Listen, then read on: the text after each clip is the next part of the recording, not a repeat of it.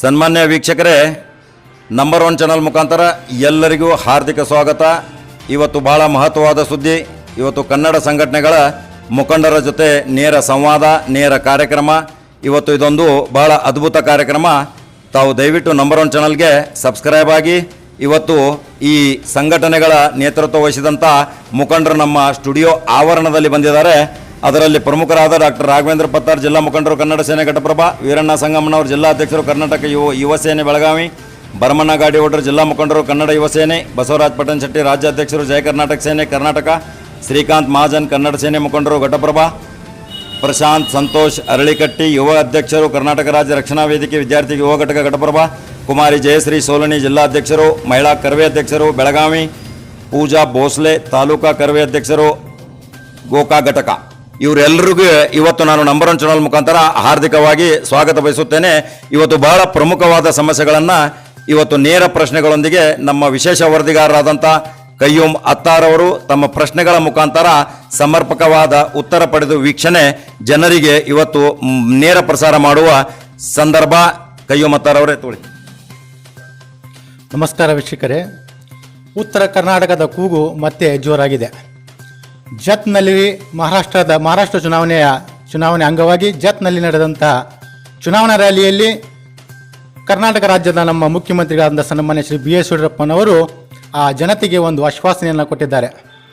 ಯಾವ ಆಶ್ವಾಸನೆಯಪ್ಪ ಅಂತಂದರೆ, ಕರ್ನಾಟಕದ ನೀರನ್ನು ಮಹಾರಾಷ್ಟ್ರಕ್ಕೆ ಹರಿಸ್ತೀವಿ ಅನ್ನುವಂಥದ್ದು ಮಾತನ್ನು ಅವರು ತಮ್ಮ ಚುನಾವಣೆ ಭಾಷಣ ಆಶ್ವಾಸನೆಯನ್ನು ಕೊಟ್ಟಿದ್ದಾರೆ. ಹೌದು, ಆಶ್ವಾಸನೆ ಕೊಟ್ಟಿದ್ದಾರೆ.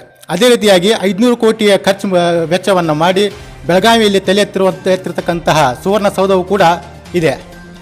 ಆದರೆ ಉತ್ತರ ಕರ್ನಾಟಕಕ್ಕೆ ಯಾವ ರೀತಿಯಾಗಿ ಅನುಕೂಲವೂ ಕೂಡ ಆಗ್ತಾ ಇಲ್ಲ. ಏನಾದರೂ ಒಂದು ಸಣ್ಣ ಪುಟ್ಟ ಕೆಲಸಗಳಾಗಬೇಕಾದ್ರೆ ನಾವು ಬೆಂಗಳೂರಿಗೆ ಹೋಗಬೇಕಾಗತ್ತೆ. ಅದನ್ನು ತಪ್ಪಿಸಲು ನಾವು ಅನೇಕ ರೀತಿಯ ಕನ್ನಡ ಪರ ಸಂಘಟನೆಗಳು ಹೋರಾಟವನ್ನು ಮಾಡ್ತಾನೇ ಇದ್ದಾರೆ. ಆದರೆ ಇನ್ನೂವರೆಗೂ ಬೆಂಗಳೂರಿನಲ್ಲಿರುವಂತಹ ಕಚೇರಿಗಳು ಬೆಳಗಾವಿಗೆ ಸ್ಥಳಾಂತರವಾಗಿಲ್ಲ.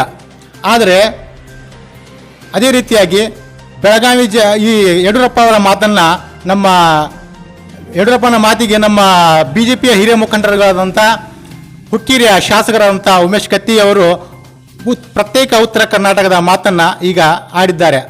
ಅದೇ ರೀತಿಯಾಗಿ ನಮ್ಮ ಸ್ಟುಡಿಯೋಗೆ ನಮ್ಮ ಕನ್ನಡ ಪರ ಸಂಘಟನೆಗಳ ಒಕ್ಕೂಟದ ಎಲ್ಲ ಮುಖಂಡರುಗಳು ನಮ್ಮ ಜೊತೆಯಲ್ಲಿದ್ದಾರೆ. ಅವರಿಗೆ ಒಂದೊಂದು ಪ್ರಶ್ನೆಯನ್ನು ಕೇಳ್ಕೊತಾ ಹೋಗ್ತಾ ಇದ್ದೀನಿ ನಾನು. ಮೊದಲನೇದಾಗಿ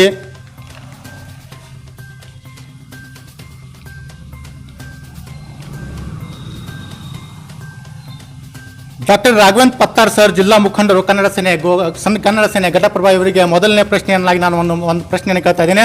ಅಖಂಡ ಕರ್ನಾಟಕದಿಂದ ಪ್ರತ್ಯೇಕ ಉತ್ತರ ಕರ್ನಾಟಕ ಹೋಗ್ತಾ ಇದೆ.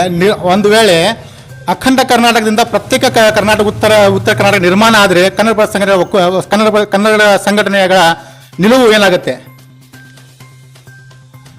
ಯಾರಿಗೂ ಬೇರೆ ಬೇರೆ ಮಾಡಬೇಕಂತ ವಿಚಾರ ಇಲ್ಲ. ಆದರೂ ಸಹಿತ ನಮ್ಮಲ್ಲಿ ಯಾವುದೇ ಒಂದು ಅನುಕೂಲತೆಗಳು ಸಿಗದೇ ಇದ್ದರೆ ಪ್ರಸಂಗಕ್ಕಾಗಿ ಮಾಡಲೇಬೇಕಾಗುವಂಥ ಪರಿಸ್ಥಿತಿ ಬರ್ತದೆ. ಸರ್, ಈಗ ಉಮೇಶ್ ಕತ್ತಿಯವರು ಪದೇ ಉತ್ತರ ಕರ್ನಾಟಕ ಮಾಡ್ತೀವಿ ಅಂತ ಇದ್ದಾರೆ. ಆದರೆ ಇನ್ನೂವರೆಗೆ ಆಗಿಲ್ಲ. ಇದಕ್ಕೆ ಹಲವಾರು ಕನ್ನಡ ಪರ ಸಂಘಟನೆಗಳು ಇದಕ್ಕೆ ಹೋರಾಟವೂ ಕೂಡ ಇನ್ನೂವರೆಗೆ ಮಾಡಲಿಲ್ಲ. ಒಂದು ವೇಳೆ ಉತ್ತರ ಕರ್ನಾಟಕ ನಿರ್ಮಾಣ ಮಾಡುವಂಥ ಆದರೆ ಅದರ ನಿಲುವೇನಾಗುತ್ತೆ? ಮಾಡಬಾರ್ದು ಅಂತ ಆಗುತ್ತೆ. ಅದೇ ರೀತಿಯಾಗಿ ನಮಗೆ ಕುಡಿಯುವ ನೀರು ಕೂಡ ಇಲ್ಲ. ಇಲ್ಲಿ ಬೇಸಿಗೆ ಕಾಲದಲ್ಲಿ ಕುಡಿಯುವ ನೀರು ಇಲ್ಲ. ಕುಡಿಯುವ ನೀರಿನ ಸಂದರ್ಭದಲ್ಲಿ ನಮ್ಮ ಮುಖ್ಯಮಂತ್ರಿ ಸನ್ಮಾನ್ಯ ಶ್ರೀ BS ಯಡಿಯೂರಪ್ಪನವರು ಹೇಳ್ತಾರೆ, ನಾವು ಮಹಾರಾಷ್ಟ್ರಕ್ಕೆ ನೀರನ್ನು ಹರಿಸ್ತೀವಿ ಅಂತ ಇದ್ದಾರೆ. ಆದರೆ ನಮ್ಮ ಬೇಸಿಗೆ ಕಾಲದಲ್ಲಿ ಮಹಾರಾಷ್ಟ್ರದಿಂದ ಒಂದು TMC ನೀರು ಕೂಡ ಬಿಡಲ್ಲ ಅವರು. ಇದಕ್ಕೆ ನಿಮ್ಮ ಪ್ರತಿಕ್ರಿಯೆ ಹೇಗಿರುತ್ತೆ? ಅದೇನೋ ಎಲೆಕ್ಷನ್ ಗಿಮಿಕ್ ಇರ್ಬೋದು. ಆದರೆ ನಮ್ಮಲ್ಲಿಯೇ ನೀರಿಲ್ಲ ಅಂದರೆ ಮತ್ತು ಮುಂದಿನವ್ರು ಕೊಟ್ಟು ಏನು ಉಪಯೋಗ? ನೀರಿದ್ದಾಗ ಕೊಡ್ಬೋದು, ಇಲ್ಲದಾಗ ಇರಲ್ಲ. ಹೇಳಿಕೆ ಸರಿ ಆಗೋದಿಲ್ಲ ಅದು. ಈಗ ಮತ್ತೊಂದು ಪ್ರಶ್ನೆ. ಜಿಲ್ಲಾ ಅಧ್ಯಕ್ಷರಾದಂಥ ಕನ್ನಡ ಯುವ ಸೇನೆ ಅಧ್ಯಕ್ಷರಾದಂಥ ವೀರಣ್ಣ ಸಂಗಮ್ಮನವರಿಗೆ 500 ಕೋಟಿ ರೂಪಾಯಿ ಖರ್ಚದಲ್ಲಿ ಸುವರ್ಣಸೌಧನ ಕಟ್ಟಿರ್ತಾರೆ. ಆದರೆ ನಮ್ಮ ಉತ್ತರ ಕರ್ನಾಟಕ ಜನತೆಗೆ ಲಾಭವೇ ಆಗ್ತಾ ಇಲ್ಲ. ಇದಕ್ಕೆ ನಿಮ್ಮ ನಿಲುವೇನಾಗತ್ತೆ ಮುಂದೆ? ಸರ್, ಸುಮಾರು ವರ್ಷಗಳಿಂದ ಸುಮಾರು 450 ಕೋಟಿ ರೂಪಾಯಿದಲ್ಲಿ ಒಂದು ಸುವರ್ಣಸೌಧ ಬೆಳಗಾವಿಯಲ್ಲಿ ಒಂದು ನಿರ್ಮಾಣ ಮಾಡಿದ್ದಾರೆ. ಅದಕ್ಕೂ ನಾವು ಧನ್ಯವಾದಗಳು ತಿಳಿಸುತ್ತೇವೆ. ಮೊದಲನೇದಾಗಿ ಎರಡನೇದಾಗಲೇ ಕುಮಾರಸ್ವಾಮಿ ಅವಧಿಯಲ್ಲಿ 6 ಕಚೇರಿಗಳನ್ನು ಸ್ಥಳಾಂತರಗೊಳಿಸಬೇಕೆಂದು ಆದೇಶ ಮಾಡಿದ್ದಾರೆ. ಅದು ಆದೇಶ ಕಾಗದ ಪತ್ರದಲ್ಲಿ ಮಾತ್ರ ಇದೆ, ಆದರೆ ಇಲ್ಲಿ ನಿಲುವು ಬಂದಿಲ್ಲ. ಯಾವ ಕಚೇರಿ ಇಲ್ಲಿ ಆಗಿಲ್ಲ. ಒಂದು ಲೋಕಾಯುಕ್ತ ಆಫೀಸ್ ಆಗ್ಬೋದು, ಉಪಲೋಕಾಯುಕ್ತ ಆಫೀಸ್ ಆಗ್ಬೋದು, ಒಂದು ಜಲಮಂಡಳಿ ನೀರಾವರಿ ಆಗ್ಬೋದು, ಪ್ರತಿಯೊಂದು 6 ಕಚೇರಿಗಳನ್ನು ಇಲ್ಲಿ ಯಾವ ಸುವರ್ಣಸೌಧಕ್ಕೆ ಇನ್ನೂವರೆಗೂ ಅಲ್ಲಿ ಸ್ಥಳಾಂತರಗೊಂಡಿಲ್ಲ. ಅದಕ್ಕೆ ನಾವು ಸುಮಾರು ಹೋರಾಟವನ್ನು ಮಾಡಿದ್ದೀವಿ ಮತ್ತು ಸರ್ಕಾರ ವಿರುದ್ಧ ನಾವು ಒಂದು ಕೂಗೊಂಡು ಎಬ್ಸಿದ್ದೀವಿ. ಅದಕ್ಕೆ ಇಲ್ಲಿ ರಾಜಕೀಯ ಗಿಮ್ಮಿಕಿದಿಂದ ಅವು ಆಫೀಸುಗಳು ಒಂದು ಕಚೇರಿಗಳು ಸರ್ಕಾರಿ ಕಚೇರಿಗಳನ್ನು ಇನ್ನೂವರೆಗೂ ಬಂದಿಲ್ಲ. ಬೆಳಗಾವಿಯಲ್ಲಿ ಇರುವಂಥ ಕಚೇರಿಗಳು ಕೂಡ ನಾವು ಅಲ್ಲಿ ಹೋಗ್ಬೇಕು. ಸುಮಾರು ನಾವು ಅಧಿವೇಶನ ಟೈಮ್ದಾಗ ನಾವು ಹೋರಾಟ ಮಾಡಿದ್ದೀವಿ. ಮತ್ತು ಮೊನ್ನೆ ಬಿ ಎಸ್ ಯಡಿಯೂರಪ್ಪ ಅವರು ಏನು ಮಾಡಿದ್ದಾರೆ ಅಂದರೆ ಇಲ್ಲಿ ನೆರೆ ಸಂತಸಿಗೆಗೋಸ್ಕರ ಒಂದು ನೆಪಾಯವನ್ನು ಹೂಡಿ ಅಧಿವೇಶನ ಒಂದು ರದ್ದು ಮಾಡಿ ಅದು ಬೆಂಗಳೂರಿಗೆ ನಡೆಸಿದ್ದಾರೆ. ಅದಕ್ಕೂ ಕೂಡ ನಮ್ಮದು ಹೋರಾಟ ಮಾಡಿದ್ದು, ಅದಕ್ಕೂ ಕೂಡ ವಿರೋಧ ಇದೆ. ಸರ್, ಈಗ ಉತ್ತರ ಕರ್ನಾಟಕದ ಅಭಿವೃದ್ಧಿಗಾಗಿ ಪ್ರತಿ ಚಳಿಗಾಲದ ಅಧಿವೇಶನ ನಮ್ಮ ಬೆಳಗಾವಿಯಲ್ಲಿ ನಡೆಸ್ತಾರೆ. ನಮ್ಮ ಉತ್ತರ ಕರ್ನಾಟಕದ ಅಂತ ಹಲವು ಬಗೆಯ ಕುಂದುಕೊರತೆಗಳ ನಿವಾರಣೆಗಾಗಿ ಇಲ್ಲಿ ನಮ್ಮ ಬೆಳಗಾವಿಯಲ್ಲಿ ಸುವರ್ಣಸೌಧವನ್ನು ಕಟ್ಟಿ ಅಲ್ಲಿರುವಂಥ ಪ್ರತಿ ವರ್ಷ ಅಲ್ಲಿ ಚಳಿಗಾಲ ಅಧಿವೇಶನ ನಡೆಸ್ತಾರೆ. ಆದರೆ ನೆರೆ ಹಾವಳಿಯಿಂದ ತತ್ತರಿಸಿ ಈ ಸಲ ಸರ್ಕಾರ ಬೆಂಗಳೂರಿನಲ್ಲಿ ಅಧಿವೇಶನ ನಡೆಸಿದೆ. ನೆರೆ ಹಾವಳಿಯ ಬಗ್ಗೆ ನೀವು ಯಾಕೆ ಇನ್ನೂವರೆಗೆ ಹೋರಾಟವನ್ನು ನಡೆಸಿಲ್ಲ? ಸರ್, ನಾವು ಹೋರಾಟ ಮಾಡಿದ್ದೀವಿ ಮತ್ತು ಮುಖ್ಯಮಂತ್ರಿ ಮನವಿನೂ ಕೊಟ್ಟಿದ್ದೀವಿ. ಅದಕ್ಕೆಗೋಸ್ಕರ ಇಲ್ಲಿ ಬೆಳಗಾವಿ ಕನ್ನಡಿಗರಿಗೆ ಒಂದು ಶಕ್ತಿಯನ್ನು ಬಂದು ತೋರಿಸಿದ್ದೀವಿ ಹೋರಾಟ ಮುಖಾಂತರ. ಅದಕ್ಕೆ ಒಂದು ಮಾನ್ಯ ಯಡಿಯೂರಪ್ಪ ಅವರು ಒಂದು ಭಯನೂ ಪಡಿದ್ದಾರೆ ನಮ್ಮ ಹೋರಾಟಕ್ಕೆ. ಯಾಕೆಂದರೆ ಇಲ್ಲಿ ಸ್ಥಳಾಂತರ ಬಂದರೆ ಕೆಲವೊಂದು ನಮಗೂ ಒಂದು ಮುತ್ತಿಗೆನ ಹಾಕ್ಬೋದು, ಒಂದು ಸರ್ಕಾರ ವಿರುದ್ಧ ಒಂದು ಕೂಗನ್ನು ಎಬ್ಬಿಸ್ಬೋದು. ಅದಕ್ಕೆ ಹಿಂಗೋಸ್ಕರ ನಾವು ಈ ಸಲ ನಮ್ಮ ವಿರೋಧ ಇದೆ ಅದು. ಆತ್ಮೀಯ ವೀಕ್ಷಕರೇ ನಮಸ್ಕಾರ. ನಂಬರ್ 1 ಕನ್ನಡ ನ್ಯೂಸ್ ಚಾನಲ್ಗೆ ತಮಗೆಲ್ಲರಿಗೂ ಆತ್ಮೀಯ ಸ್ವಾಗತ. ನಾನು ಕಯ್ಯೂಮ್ ಅತ್ತಾರ್. ನಮ್ಮ ಜೊತೆಯಲ್ಲಿ ಇವಾಗ ಉತ್ತರ ಕರ್ನಾಟಕದ ಕೂಗು ಜೋರಾಗಿ ನಡೀತಾ ಇದೆ. ಇದೇ ವಿಷಯವಾಗಿ ಚರ್ಚೆ ಮಾಡಲಿಕ್ಕೆ ನಮ್ಮ ಜೊತೆ ಕನ್ನಡ ರಕ್ಷಣಾ ಸೇನೆಯ ಜಿಲ್ಲಾ ಉಪಾಧ್ಯಕ್ಷರಾದ ಡಾಕ್ಟರ್ ಹರೀಶ್ ಕುಲಕರ್ಣಿ ಸರ್ ನಮ್ಮ ಜೊತೆಯಲ್ಲಿದ್ದಾರೆ. ಅವ್ರಿಗೆ ಕೇಳೋಣ. ಸರ್, ಉತ್ತರ ಕರ್ನಾಟಕವನ್ನು ಮಾಡಬೇಕಂತ ಈಗಾಗಲೇ ಹುಕ್ಕೇರಿ ಕ್ಷೇತ್ರದ ಶಾಸಕರಾದ ಉಮೇಶ್ ಕತ್ತಿಯವರಿಗೆ ಕೂಗು ಜೋರಾಗಿದೆ. ಮೊನ್ನೆ ತಾನೇ ಜತ್ನಲ್ಲಿ ನಡೆದಕ್ಕಂಥ ಬಿ ಎಸ್ ಯಡಿಯೂರಪ್ಪನವರ ಹೇಳಿಕೆಯೂ ಕೂಡ ಮತ್ತೊಂದು ಉತ್ತರ ಕರ್ನಾಟಕ ಹೋರಾಟವನ್ನು ಜೋರಾಗ್ತಾ ಇದೆ. ಇದಕ್ಕೆ ತಮ್ಮ ಅಭಿಪ್ರಾಯವೇನು ಸರ್? ಇದು ಮಾಡಿದ್ದು ಸರಿಯಾಗಿದೆ. ಆದರೆ ಇದಕ್ಕೆ ಸರ್ಕಾರದವರು ಮನ್ನಣೆ ಕೊಡಬಾರ್ದು. ಹಾಗೆ ಮಾಡಬೇಕಂದ್ರೆ ಈಗ ಸುವರ್ಣಸೌಧ ಸರಿಸುಮಾರು 500 ಕೋಟಿ ರೂಪಾಯಿ ಖರ್ಚು ಮಾಡಿ ಕಟ್ಟಿಸಿದ್ದಾರೆ ಬೆಳಗಾವಿಯಲ್ಲಿ. ಅದ್ರದ್ದು ಏನೂ ಯೂಸ್ ಇಲ್ಲ, ಅದ್ರದ್ದು ಏನೂ ಉಪಯೋಗ ಇಲ್ಲ. ಅದಕ್ಕೆ ಸರ್ಕಾರದವರು ಜನಸಾಮಾನ್ಯರು ಬೆಂಗಳೂರಿಗೆ ಅಡ್ಡಾಡೋದನ್ನು ತಪ್ಪಿಸಲು ಹಾಗೂ ಈ ಪ್ರತ್ಯೇಕ ಕರ್ನಾಟಕ ರಾಜ್ಯನ ಕೂಗನ್ನು ತಪ್ಪಿಸಲು ಎಲ್ಲ ಮಹತ್ವದ ಕಚೇರಿಗಳನ್ನು ಬೆಳಗಾವಿ ಸುವರ್ಣಸೌಧಕ್ಕೆ ಸ್ಥಳಾಂತರಿಸಬೇಕು. ಹಾಗೂ ಉತ್ತರ ಕರ್ನಾಟಕದ ನಿರುದ್ಯೋಗಿಗಳಿಗೆ ಸಾಕಷ್ಟು ಉದ್ಯೋಗ ಅವಕಾಶಗಳನ್ನು ಕೊಡಬೇಕು. ಸಾಕಷ್ಟು ಈಗ ನಮ್ಮ ಫ್ಯಾಕ್ಟ್ರಿಗಳು, ಕಾರ್ಖಾನೆಗಳು ಎಲ್ಲ ಕೋಲಾರ, ಬೆಂಗಳೂರು ಎಲ್ಲ ಆ ಕಡೆ ಮಾಡ್ತಾಯಿದ್ದಾರೆ. ಅದನ್ನು ಆದಷ್ಟು ಈ ಕಡೆ ನಮ್ಮ ಬೆಳಗಾವಿ, ಗುಲ್ಬರ್ಗ, ಅದು ಆಮೇಲೆ ನಮ್ಮ ಧಾರವಾಡ ಈ ಕಡೆ ಸ್ಥಳಾಂತರ ಮಾಡ್ತಾರೆ, ತುಂಬ ಚೆನ್ನಾಗಾಗತ್ತೆ. ಇದನ್ನು ಸರ್ಕಾರದವರು ಇದನ್ನು ಮನದಟ್ಟು ಮಾಡಿಕೊಳ್ಳಬೇಕು. ಮತ್ತು ಅಖಂಡ ಕರ್ನಾಟಕ ಉಳಿದ್ರೆ ತುಂಬ ಚೆನ್ನಾಗಿರುತ್ತೆ. ಇದು ವಿಭಾಗ ಆದರೆ ಇದನ್ನಾಗೋದಿಲ್ಲ. ಯಾಕಂದರೆ ಈಗ ಬೆಂಗಳೂರು ಬೆಂಗಳೂರು ನೋಡಿದರೆ ಈಗ ಅತಿ ಹೆಚ್ಚು ಮಲಯಾಳಿಗರು, ಕೇರಳಿಗರು, ತಮಿಳುನಾಡು, ಆಂಧ್ರಿಗರು ಎಲ್ಲ ಅವರ ಹೆಚ್ಚಿದ್ದಾರೆ. ವಿಭಾಗ ಆದರೆ ತೊಂದರೆ ಆಗುತ್ತೆ. ಜತ್ನಲ್ಲಿ ಯಡಿಯೂರಪ್ಪನವರು ಚುನಾವಣಾ ಪ್ರಚಾರವಾಗಿ ತಮ್ಮ ಹೇಳಿಕೆ ನೀಡಿದ್ದಾರೆ, ಚುನಾವಣಾ ಭರವಸೆ ನೀಡಿದ್ದಾರೆ. ನಾವು ಕರ್ನಾಟಕದಿಂದ ನೀರನ್ನು ಬಿಡ್ತೀವಿ ಅಂತ. ಆದರೆ ನಮಗೆ ಬೇಸಿಗೆಯಲ್ಲಿ ಮಹಾರಾಷ್ಟ್ರ ಸರ್ಕಾರ ನೀರನ್ನು ಬಿಟ್ಟಿಲ್ಲ. ಇದಕ್ಕೆ ನಿಮ್ಮ ಅಭಿಪ್ರಾಯವೇನು ಸರ್? ಇಲ್ಲ, ಅದು ಯಡಿಯೂರಪ್ಪದು ಹೇಳಿಕೆ ಕೊಟ್ಟದ್ದು ತುಂಬ ಖಂಡನೀಯ. ಯಾಕಂದ್ರೆ ನಮಗೆ ಬೇಸಿಗೆಯಲ್ಲಿ ನಮ್ಮ ಅಥಣಿ ಆ ಸೈಡ್ ಕುಡಿಲಿಕ್ಕೆ ನೀರು ಇರ್ತಿರ್ಕಲ್ಲ, ಜಾನುವಾರುಗಳಿಗಾಯ್ತು ಜನಕ್ಕಾಯಿತು ಕುಡ್ಲಿಕ್ಕೆ ನೀರು ಇರ್ತಿರ್ಕಲ್ಲ. ಅವು ಸಾಕಷ್ಟು ಸತ್ಯಾಗ್ರಹ ಮಾಡಿದ್ರು ಮಹಾರಾಷ್ಟ್ರದವರು ನಮಗೆ ಒಂದು ಹನಿ ನೀರು ಬಿಡಲಿಲ್ಲ. ಮತ್ತು ಇದು ಯಡಿಯೂರಪ್ಪ ಹೇಳಿಕೆ ಕೊಟ್ಟಿದ್ದು ತುಂಬ ಖಂಡನೀಯ. ನಾವು ಇದನ್ನು ಖಂಡಿಸ್ತೇವೆ. ನಮ್ಮ ಕನ್ನಡ ಸಂಘಟನೆಯ ಮುಖಂಡರಾದ ಭರಮನಗಾಡಿಯವರಿಗೆ ಒಂದು ಪ್ರಶ್ನೆ. ಪ್ರತಿಯೊಂದು ಕೆಲಸಕ್ಕೆ ನಾವು ಬೆಂಗಳೂರಿಗೆ ಅಲೆದಾಡಬೇಕಾಗಿದೆ. ಬೆಳಗಾವಿಯಲ್ಲಿ ಸುವರ್ಣಸೌಧವನ್ನು ಕಟ್ಟಿಸಿ ಕಚೇರಿಗಳನ್ನ ಸ್ಥಳಾಂತರ ಮಾಡಬೇಕಂತ ಬಹಳಷ್ಟು ಸರ್ಕಾರಗಳು ಬಂದು ಹೋಗಿ ಸರ್ಕಾರ ಸ್ಥಳಾಂತರ ಮಾಡ್ತೀವಿ ಅಂತ ಹೇಳ್ತಾ ಇದ್ದಾರೆ. ಆದರೆ ಇನ್ನೂವರೆಗೆ ಆಗಿಲ್ಲ. ನಿಮ್ಮ ಮುಂದಿನ ಹೋರಾಟಗಳೇನು ಇದರ ಬಗ್ಗೆ? ಏನಿಲ್ಲ, ಸರ್ಕಾರದವರು ಇಲ್ಲಿ ಬೆಳಗಾವಿ ಇದನ್ನು ಮಿನಿ ವಿಧಾನಸಭೆ ಅಂತ ಅದು ಸುವರ್ಣಸೌಧ ಕಟ್ಟಿಸಿದಾರೆ ಹೊರತಕ್ಕರೆ ಅದರಲ್ಲಿ ಸ್ಥಳಾಂತರ ಆಗಬೇಕಾದ ಆಫೀಸರೂ ಯಾರೂ ಸರಿಯಾಗಿಲ್ಲ.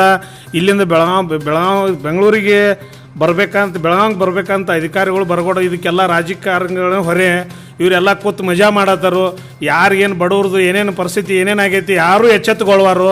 ಈಗಾಗಲೇ ಸಮ್ಮಿಶ್ರ ಸರ್ಕಾರದಾಗ ಒಂದು ಹಲವು ವಿಷಯಗಳು ನೋಡ್ಬೇಕಂದ್ರೆ ಒಂದೇನೋ ಯಾರ್ದೋ ಸಾಲ ಹರಿತಾನಂತೇಳಿ ಅಥವಾ ಸಾಲ ಇದನ್ನು ಮಾಡ್ತಾನಂತೇಳಿ ಸಬ್ ರಿಜಿಸ್ಟ್ರು ರಿಜಿಸ್ಟ್ರು ಎಲ್ಲ ನಮ್ಮ ಬಡ ಜನರ ಮೇಲೆಲ್ಲ ಅದೇನು 25% ಎಲ್ಲ ಹಾಕಿ ಅವ್ರನ್ನೆಲ್ಲ ಸಾಲ ಹರಿತಾನಂತ ಅದೇನು ಕೆಲಸ ಆಗಲಿಲ್ಲ.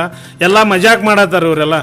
ಏನು ರಾಜಕಾರಣಿ ಈಗ ಮತ್ತು BJP ಸರ್ಕಾರ ಬಂದೈತೆ ಅಂದ್ರೂ ಇದು ಅತಿಶಯ ಆಗಿ ಹೋಗೈತಿ.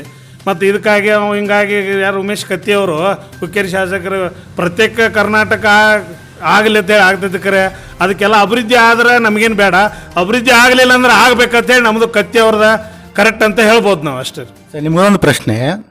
ಇಂತಹ ಸಿಚುವೇಶನ್ನಲ್ಲಿ ಎಲ್ಲ ಸಂಘಟನೆಗಳು ಏಕೆ ಒಗ್ಗೂಡಲ್ಲ? ಸಂಘಟನೆಗಳಿಗೆ ಬಹಳಷ್ಟು ಸಂಘಟನೆಗಳಿವೆ. ರಕ್ಷಣಾ ವೇದಿಕೆ ಆಗಿರ್ಬೋದು, ಜಯ ಕರ್ನಾಟಕ ಸಂಘಟನೆ ಆಗಿರ್ಬೋದು, ಎಲ್ಲ ಸಂಘಟನೆಗಳು ಕೂಡಿ ಏಕೆ ನೀವೆಲ್ಲರೂ ಒಟ್ಟಾಗಿ ಪ್ರತಿಭಟನೆಯನ್ನು ಮಾಡಬಾರ್ದು? ಇನ್ನು ಮುಂದೆ ಅಂಥ ಸಂದರ್ಭ ಅಂದರೆ ಎಲ್ಲರೂ ಕೂಡ ನಾವು ಮಾಡ್ಬೇಕಂತೇಳಿ ನಾವು ಈಗಾಗಲೇ ಸಂಘಟನೆದವ್ರು ಮಾತಾಡಿದ್ವಿ. ಅದು ನೋಡಿ ಮುಂದಿನ ಬರೋ ದಿನಗಳಲ್ಲಿ ನಾವು ಏನು ಮಾಡಬೇಕು ಅದು ನಮಗೂ ಗೊತ್ತೈತಿ.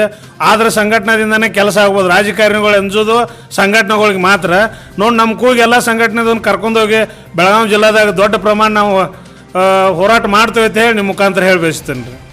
ಅದೇ ರೀತಿ ಮತ್ತೊಬ್ಬ ಕನ್ನಡ ಸಂಘಟನೆಗಳಂತ ಅತಿಥಿಗಳು ನಮ್ಮ ಜೊತೆಲಿದ್ದಾರೆ. ಅವರಿಗೆ ಒಂದು ಪ್ರಶ್ನೆ. ಕನ್ನಡಕ್ಕಾಗಿ ಕೈ ಎತ್ತು, ನಿನ್ನ ಕೈ ಕಲ್ಪವೃಕ್ಷವಾಗುತ್ತದೆ ಅಂತ ರಾಷ್ಟ್ರಕವಿ ಕುವೆಂಪು ಅವರು ಹೇಳಿದ್ದಾರೆ. ಹೆಸರಾಂತ ಕನ್ನಡ ರತ್ನಗಳಾದಂಥ ಡಾಕ್ಟರ್ ಶಿವರಾಮ್ ಕಾರಂತ್ ಅವರಾಗಿರ್ಬೋದು, ಡಾಕ್ಟರ್ ದ ರಾ ಬೇಂದ್ರೆ ಆಗಿರ್ಬೋದು, ಕೃಷ್ಣಮೂರ್ತಿ ಪುರಾಣಿಕ್, ಶಿವರುದ್ರಯ್ಯ, ಸಿದ್ದಲಿಂಗಯ್ಯ ಅವರು, ಜಂಗಲರ್ ಪಾವಟೆ ಅವರು, ಇಂಥ ಮಹಾನ್ ವ್ಯಕ್ತಿಗಳು ಕನ್ನಡಕ್ಕಾಗಿ ಬಹಳಷ್ಟು ಶ್ರಮಿಸಿದ್ದಾರೆ. ಆದರೆ ಅವರ ಹೆಸರಿನಿಂದ ಕನ್ನಡಿಗಾಗಿ ಯಾವ ಅಭಿವೃದ್ಧಿ ಆಗಿದೆ ಅಂತ? ಮೊದಲನೇದಾಗಿ ನಂಬರ್ 1 ಚಾನೆಲ್ ಮುಖ್ಯಸ್ಥರಾದ ಸೈಯದ್ ಸರ್ ಅವರಿಗೆ ನಮಸ್ಕರಿಸುತ್ತಾ, ರಾಜ್ಯ ಸರ್ಕಾರ ಪ್ರತಿಯೊಂದು ರಾಜಕಾರಣ ವ್ಯಕ್ತಿಗಳ ಮೇಲೆ ಏನಂದರೆ ಯೋಜನೆಗಳು ತರ್ತಾರೋ ಮಾಡ್ತಾರೋ. ಆದರೆ ನಮ್ಮ ನಾಡು ನುಡಿ ರಕ್ಷಣೆಗಾಗಿ ಹಲವಾರು ಜನ ಕವಿಗಳು ಅದಾರೆ, ಹೆಸರಾಂತ ಕವಿಗಳು ಅದಾರು. ಅವ್ರ ಹೆಸರಿನಲ್ಲಿ ಯಾವುದೇ ಥರದ ಒಂದು ಯೋಜನೆ ಅಥವಾ ಆಗಲಿ ಯಾವುದೇ ಒಂದು ಹೆಸರು ನಿರ್ಮಾಣ ಮಾಡೋದಿಲ್ಲ. ಮೊದಲನೇದಾಗಿ ಎಲ್ಲ ರಾಜಕೀಯಗಳು ಪಕ್ಷಗಳ ಹೆಸರಲ್ಲೇ ಮಾಡ್ತಾರೆ ಯಾವುದೇ ಒಂದು ವಿಚಾರ ಆದರೂ. ಅದೇ ರೀತಿಯಾಗಿ ನಿಮ್ಮ ಮತ್ತೊಂದು ಪ್ರಶ್ನೆ. ಮೊನ್ನೆ ಉತ್ತರ ಕರ್ನಾಟಕ ನೆರೆ ಹಾವಳಿಯಿಂದ ತತ್ತರಿಸಿದೆ. ಆದರೆ ಕೆಲ BJPಯ ಹಿರಿಯ ಸಚಿವರುಗಳು ನಮ್ಮ ಮೇಲೆ ಏನೋ ಒಂದು ಉಪಕಾರ ಮಾಡಿದಂತೆ ಮಾತನಾಡುತ್ತಾರೆ. ಆವಾಗ ನೀವು ಯಾವ್ಯಾವ ಸಂಘಟನೆಗಳು ಪ್ರತಿಭಟನೆಯನ್ನು ಮಾಡಿಲ್ಲ. ಇದರ ಪ್ರತಿಗೆಯನ್ನು ನೀವೇನು ಹೇಳ್ತೀರಾ? ಮೊದಲನೇದಾಗಿ ಇಲ್ಲಿ ಪ್ರವಾಹ ಬಂದು ಉತ್ತರ ಕರ್ನಾಟಕ ಭಾಗದಲ್ಲಿ ಹಲವಾರು ಬಡ ಕುಟುಂಬಗಳು ಬೀದಿಗೆ ಬಿದ್ದವೆ. ನಾವು ಹಲವು ಸಾರಿ ಮನವಿ ಸಲ್ಲಿಸಿದ್ರೂ ಯಾವುದೇ ಪ್ರಯೋಜನ ಆಗಿಲ್ಲ. DC ಅವರಿಗೆ ಹಲವು ಸಾರಿ ಭೇಟಿ ಆದ್ರೂ ಅವರು ಕೂಡ ಮಾಡ್ತೀವಿ, ನಮ್ಮ ಕೆಲಸಕ್ಕೆ ನಮ್ಮ ಸರ್ಕಾರ ವತಿಯಿಂದ ನಡೀತಾ ಇದೆ ಅಂತ ಹೇಳ್ತಾರೆ. ಆದರೆ ಯಾವುದೇ ರೀತಿ ಕೆಲಸಗಳು ಆಗ್ತಾ ಇಲ್ಲ. ಅದೇ ಕೇಳ್ತಾ ಇದ್ದೀವಿ ನಾವು. ಪ್ರತಿಭಟನೆ ಯಾಕೆ ಮಾಡಿಲ್ಲ? ಸರ್ಕಾರದ ಗಮನ ಸೆಳೆಯುವಂಥ ಕೆಲಸಗಳು ನೀವು ಯಾಕೆ ಮಾಡ್ತಾ ಇಲ್ಲ ಸಂಘಟನೆಗಳಂತ? ಮುಂಬರುವ ದಿನಗಳಲ್ಲಿ ಎಲ್ಲ ಕನ್ನಡ ಪರ ಸಂಘಟನೆಗಳು ಸೇರಿ ಒಂದು ಸಭೆ ಮಾಡಿ ಒಂದು ಉಗ್ರವಾದ ಪ್ರತಿಭಟನೆಯನ್ನು ಕೈಗೊಳ್ಳುತ್ತೇವೆ. ಅದೇ ರೀತಿಯಾಗಿ ಮತ್ತೊಂದು ಪ್ರಶ್ನೆ ಕುಮಾರಿ ಅವರಿಗೆ. ಕನ್ನಡ ರಕ್ಷಣೆ ಕನ್ನಡಗಾಗಿ ಹಿತಕ್ಕಾಗಿ ಸರ್ಕಾರದಲ್ಲಿ ಧ್ವನಿ ಎತ್ತಲು ವಿಧಾನ ಪರಿಷತ್ತಿಗಾಗಿ ಒಂದು MLC ಕೂಡ ಮಾಡ್ಬೋದು. ಸರ್ಕಾರ ಯಾವುದೇ ಕೂಡ BJP ಸರ್ಕಾರ ಆಗಲಿ, ಕಾಂಗ್ರೆಸ್ ಆಗಲಿ, JDS ಆಗಲಿ, ಯಾವುದೇ ಸರ್ಕಾರ ಆದ್ರೂ ಒಂದು ನಾಮನಿರ್ದೇಶಿತ ವಿಧಾನ ಪರಿಷತ್ ಸದಸ್ಯನಾಗಿ ನೇಮಕ ಮಾಡ್ಕೋಬಹುದು. ಆವಾಗ ಕನ್ನಡ ಪರ ಸಂಘಟನೆಗಳಲ್ಲಿ ಯಾವುದಾದ್ರೂ ಒಬ್ಬ ಒಳ್ಳೆಯ ವ್ಯಕ್ತಿಯನ್ನು ಆರಿಸಿ ಕನ್ನಡಕ್ಕಾಗಿ ಹೋರಾಡುವಂಥ ವ್ಯಕ್ತಿಯನ್ನು MLC ಆಗಿ ನಾಮನಿರ್ದೇಶನ ಮಾಡಬೇಕು. ಆದರೆ ಮಾಡ್ತಲ್ಲ. ನೀವು ಇದರ ಬಗ್ಗೆ ಏನು ಹೇಳ್ತೀರಾ? ನಂಬರ್ 1 ಚಾನಲ್ಗೆ ನನ್ನ ಹೃದಯಪೂರ್ವಕ ವಂದನೆಗಳು. ಅದೇ ರೀತಿಯಾಗಿ ನೀವು ಇವಾಗ ನಾನು ಕೇಳಿರೋ ಕ್ವಶನ್ ಏನಂದರೆ, ಇವಾಗ ನಮ್ಮ ಅನೇಕ ಅಧಿಕಾರಿಗಳು ಇವಾಗ ಎಷ್ಟೋ ಎಜುಕೇಷನ್ ಇದಾಗಲಿ, ಶಿಕ್ಷಣ ಸಂಸ್ಥೆ ಆಗಲಿ, ಮತ್ತು ಆಸ್ಪತ್ರೆ ಇಲಾಖೆಯಲ್ಲಿ ಪದವೀಧರಿಗೆ ಇವಾಗ ಎಷ್ಟೋ MLCಗಳು ಇದ್ದಾವೆ. ಆದರೆ ನಮ್ಮ ಕನ್ನಡ ಪರವಾಗಿ ಒಂದು ನಮಗೆ ಅಧಿಕೃತವಾಗಿ ನಮಗೆ ಒಂದು ಇಲಾಖೆಯಾಗಿ ನಾವು ಬೇಕಂತ ಹೋರಾಟ ಮಾಡ್ತೀವಿ. ಇವಾಗ ಯಾಕಂದರೆ ನೀವು ಆಲ್ರೆಡಿ ಇವಾಗ ಕೇಳಿದ್ರಿ, ಕೆಲವೊಂದು ಎಷ್ಟೋ ವ್ಯಕ್ತಿಗಳಿಗೆ ನೀವು ಕೇಳಿದ್ರಿ, ನೀವು ಕನ್ನಡ ಪರವಾಗಿ ಯಾಕೆ ನೀವು ಹೋರಾಟ ಮಾಡ್ತಿಲ್ಲ ಅಂತ. ಯಾಕಂದರೆ ಅದು ನಮಗೆ ಇನ್ನೂವರೆಗೆ ನಮಗೆ ಆ ಸಂಘಟನೆ ಮುಖಾಂತರ ಹೋರಾಟ ಮಾಡುವಂಥ ಸಮಯ ಬಂದಿರಲಿಲ್ಲ. ಇವಾಗ ನಮಗೆ ಮಾನ್ಯ ಮುಖ್ಯಮಂತ್ರಿ ಆಗಲಿ ಯಾವುದೇ ನಮ್ಮ ರೀತಿ ಆಗಲಿ, ನಮ್ಮ ಬಡ ಜನರಿಗೆ ಎಷ್ಟೋ ನೆರೆ ಸಂತ್ರಸ್ತರಿಗೆ ಎಷ್ಟೋ ಕಷ್ಟ ಬಂದಿದೆ. ನಮ್ಮ ಬಡ ಜನರಿಗೆ ಕಷ್ಟದ ಕೂಗು ಅವ್ರು ಕೇಳಿಲ್ಲ ಅಂದರೆ ನಮಗೆ ಅವರಿಂದ ಉಪಯೋಗ ಏನು? ಅದೇ ರೀತಿಯಾಗಿ ನಮಗೆ ನಾವು ಸಂಘಟ ಪರವಾಗಿ ನಾವು ಎಲ್ಲರೂ ಒಗ್ಗಟ್ಟಾಗಿ ಒಂದು ಪ್ರತಿಭಟನೆಯಾಗಿ ಹೋರಾಟ ಮಾಡ್ತೀವಿ. ನೀವೆಲ್ಲರೂ ಎಲ್ಲ ಸಂಘಟನೆಗಳು ಒಗ್ಗೂಡ್ತೀರಾ. ಈಗ ಅದೇ ಒಗ್ಗೂಡಲಿಕ್ಕೆ ಪ್ರತಿ ತಾಲೂಕಿನಲ್ಲಿ ಕುಮಾರಸ್ವಾಮಿ ಅವರ ಸರ್ಕಾರ ಇದ್ದಾಗ ಪ್ರತಿಯೊಂದು ತಾಲೂಕಿಗೆ ಕನ್ನಡ ಭವನವನ್ನು ಕಟ್ಟಲಿಕ್ಕೆ ಆದೇಶವನ್ನು ಮಾಡಿದ್ರು. ಆದರೆ ಅದು ಇದುವರೆಗೂ ಆಗಿಲ್ಲ. ಕನ್ನಡ ಭವನ ನಿರ್ಮಾಣ ಮಾಡಿ ಇಂಥ ಸಭೆಗಳಲ್ಲಿ ಇಂಥ ಏನೋ ಒಂದು ಸಭೆಗಳನ್ನು ಮಾಡಲಿಕ್ಕೆ ಕನ್ನಡ ಭವನ ನಿರ್ಮಾಣ ಮಾಡಲಿಕ್ಕೆ ಹೇಳಿದರು. ಇನ್ನೂವರೆಗೆ ಆಗಿಲ್ಲ. ನೀವು ಕನ್ನಡ ಭವನ ನಿರ್ಮಾಣಕ್ಕಾಗಿ ಯಾವ ಹೋರಾಟವನ್ನು ಮಾಡ್ತೀರಾ? ಯಾಕಂದರೆ ಇವಾಗ ನಾವು ಎಷ್ಟೋ ಒಂದು ಯಾವುದೋ ಒಂದು ಕನ್ನಡಗಾಗಿ ನಾವು ಒಂದು ಯಾವುದೇ ಒಂದು ಫಂಕ್ಷನ್ ಪ್ರೋಗ್ರಾಮ್ ಮಾಡಬೇಕಂದ್ರೆ ಇವಾಗ ಯಾವುದೇ ಭವನ ಆಗಲಿ, ಅಂಬೇಡ್ಕರ್ ಭವನ ಆಗಲಿ, ಬಸವೇಶ್ವರ ಭವನ ಆಗಲಿ, ಅಲ್ಲಿ ಒಂದು ನಾವು ಕೆಲಸ ಮಾಡ್ತೀವಿ. ಯಾಕಂದರೆ ನಮ್ಮ ಕನ್ನಡ ಪರವಾಗಿ ಒಂದು ಭವನ ಬೇಕಂತ ನಾವು ಎಲ್ಲ ಒಗ್ಗೂಟ, ಒಂದು ಕರ್ನಾಟಕ ಯಾವುದೇ ಸಂಘಟನೆ ಆಗಲಿ ಎಲ್ಲ ಒಗ್ಗೂಟಾಗಿ ನಾವು ಹೋರಾಟ ಮಾಡಲಿಕ್ಕೆ ರೆಡಿಯಾಗಿದ್ದೀವಿ. ನಿಮಗೊಂದು ಪ್ರಶ್ನೆ ಸರ್. ಕನ್ನಡಿಗರಿಗಾಗಿ ಸಿದ್ದಪ್ಪ ಮಹಾಜನ್ ಕನ್ನಡಪರ ಸಂಘಟನೆಗಳು, ಶ್ರೀಕಾಂತ್ ಮಹಾಜನ್ ಅವರು ನಮ್ಮ ಜೊತೆಯಲ್ಲಿದ್ದಾರೆ, ಕನ್ನಡಪರ ಸಂಘಟನೆಗಳ ಒಕ್ಕೂಟದ ಸದಸ್ಯರು. ಸರ್, ನಿಮಗೊಂದು ಪ್ರಶ್ನೆ. ಕನ್ನಡಿಗರಿಗೆ ಕೇಂದ್ರ ಸರ್ಕಾರದ ಇಲಾಖೆಗಳಲ್ಲಿ ಕರ್ನಾಟಕದ ಜನರಿಗೆ ಉದ್ಯೋಗವಿಲ್ಲ. ಇದರಿಂದ ಕನ್ನಡಿಗರಿಗೆ ಆಗುತ್ತಿರುವ ಅನ್ಯಾಯ ಬಗ್ಗೆ ನೀವೇನು ಹೇಳ್ತೀರಾ?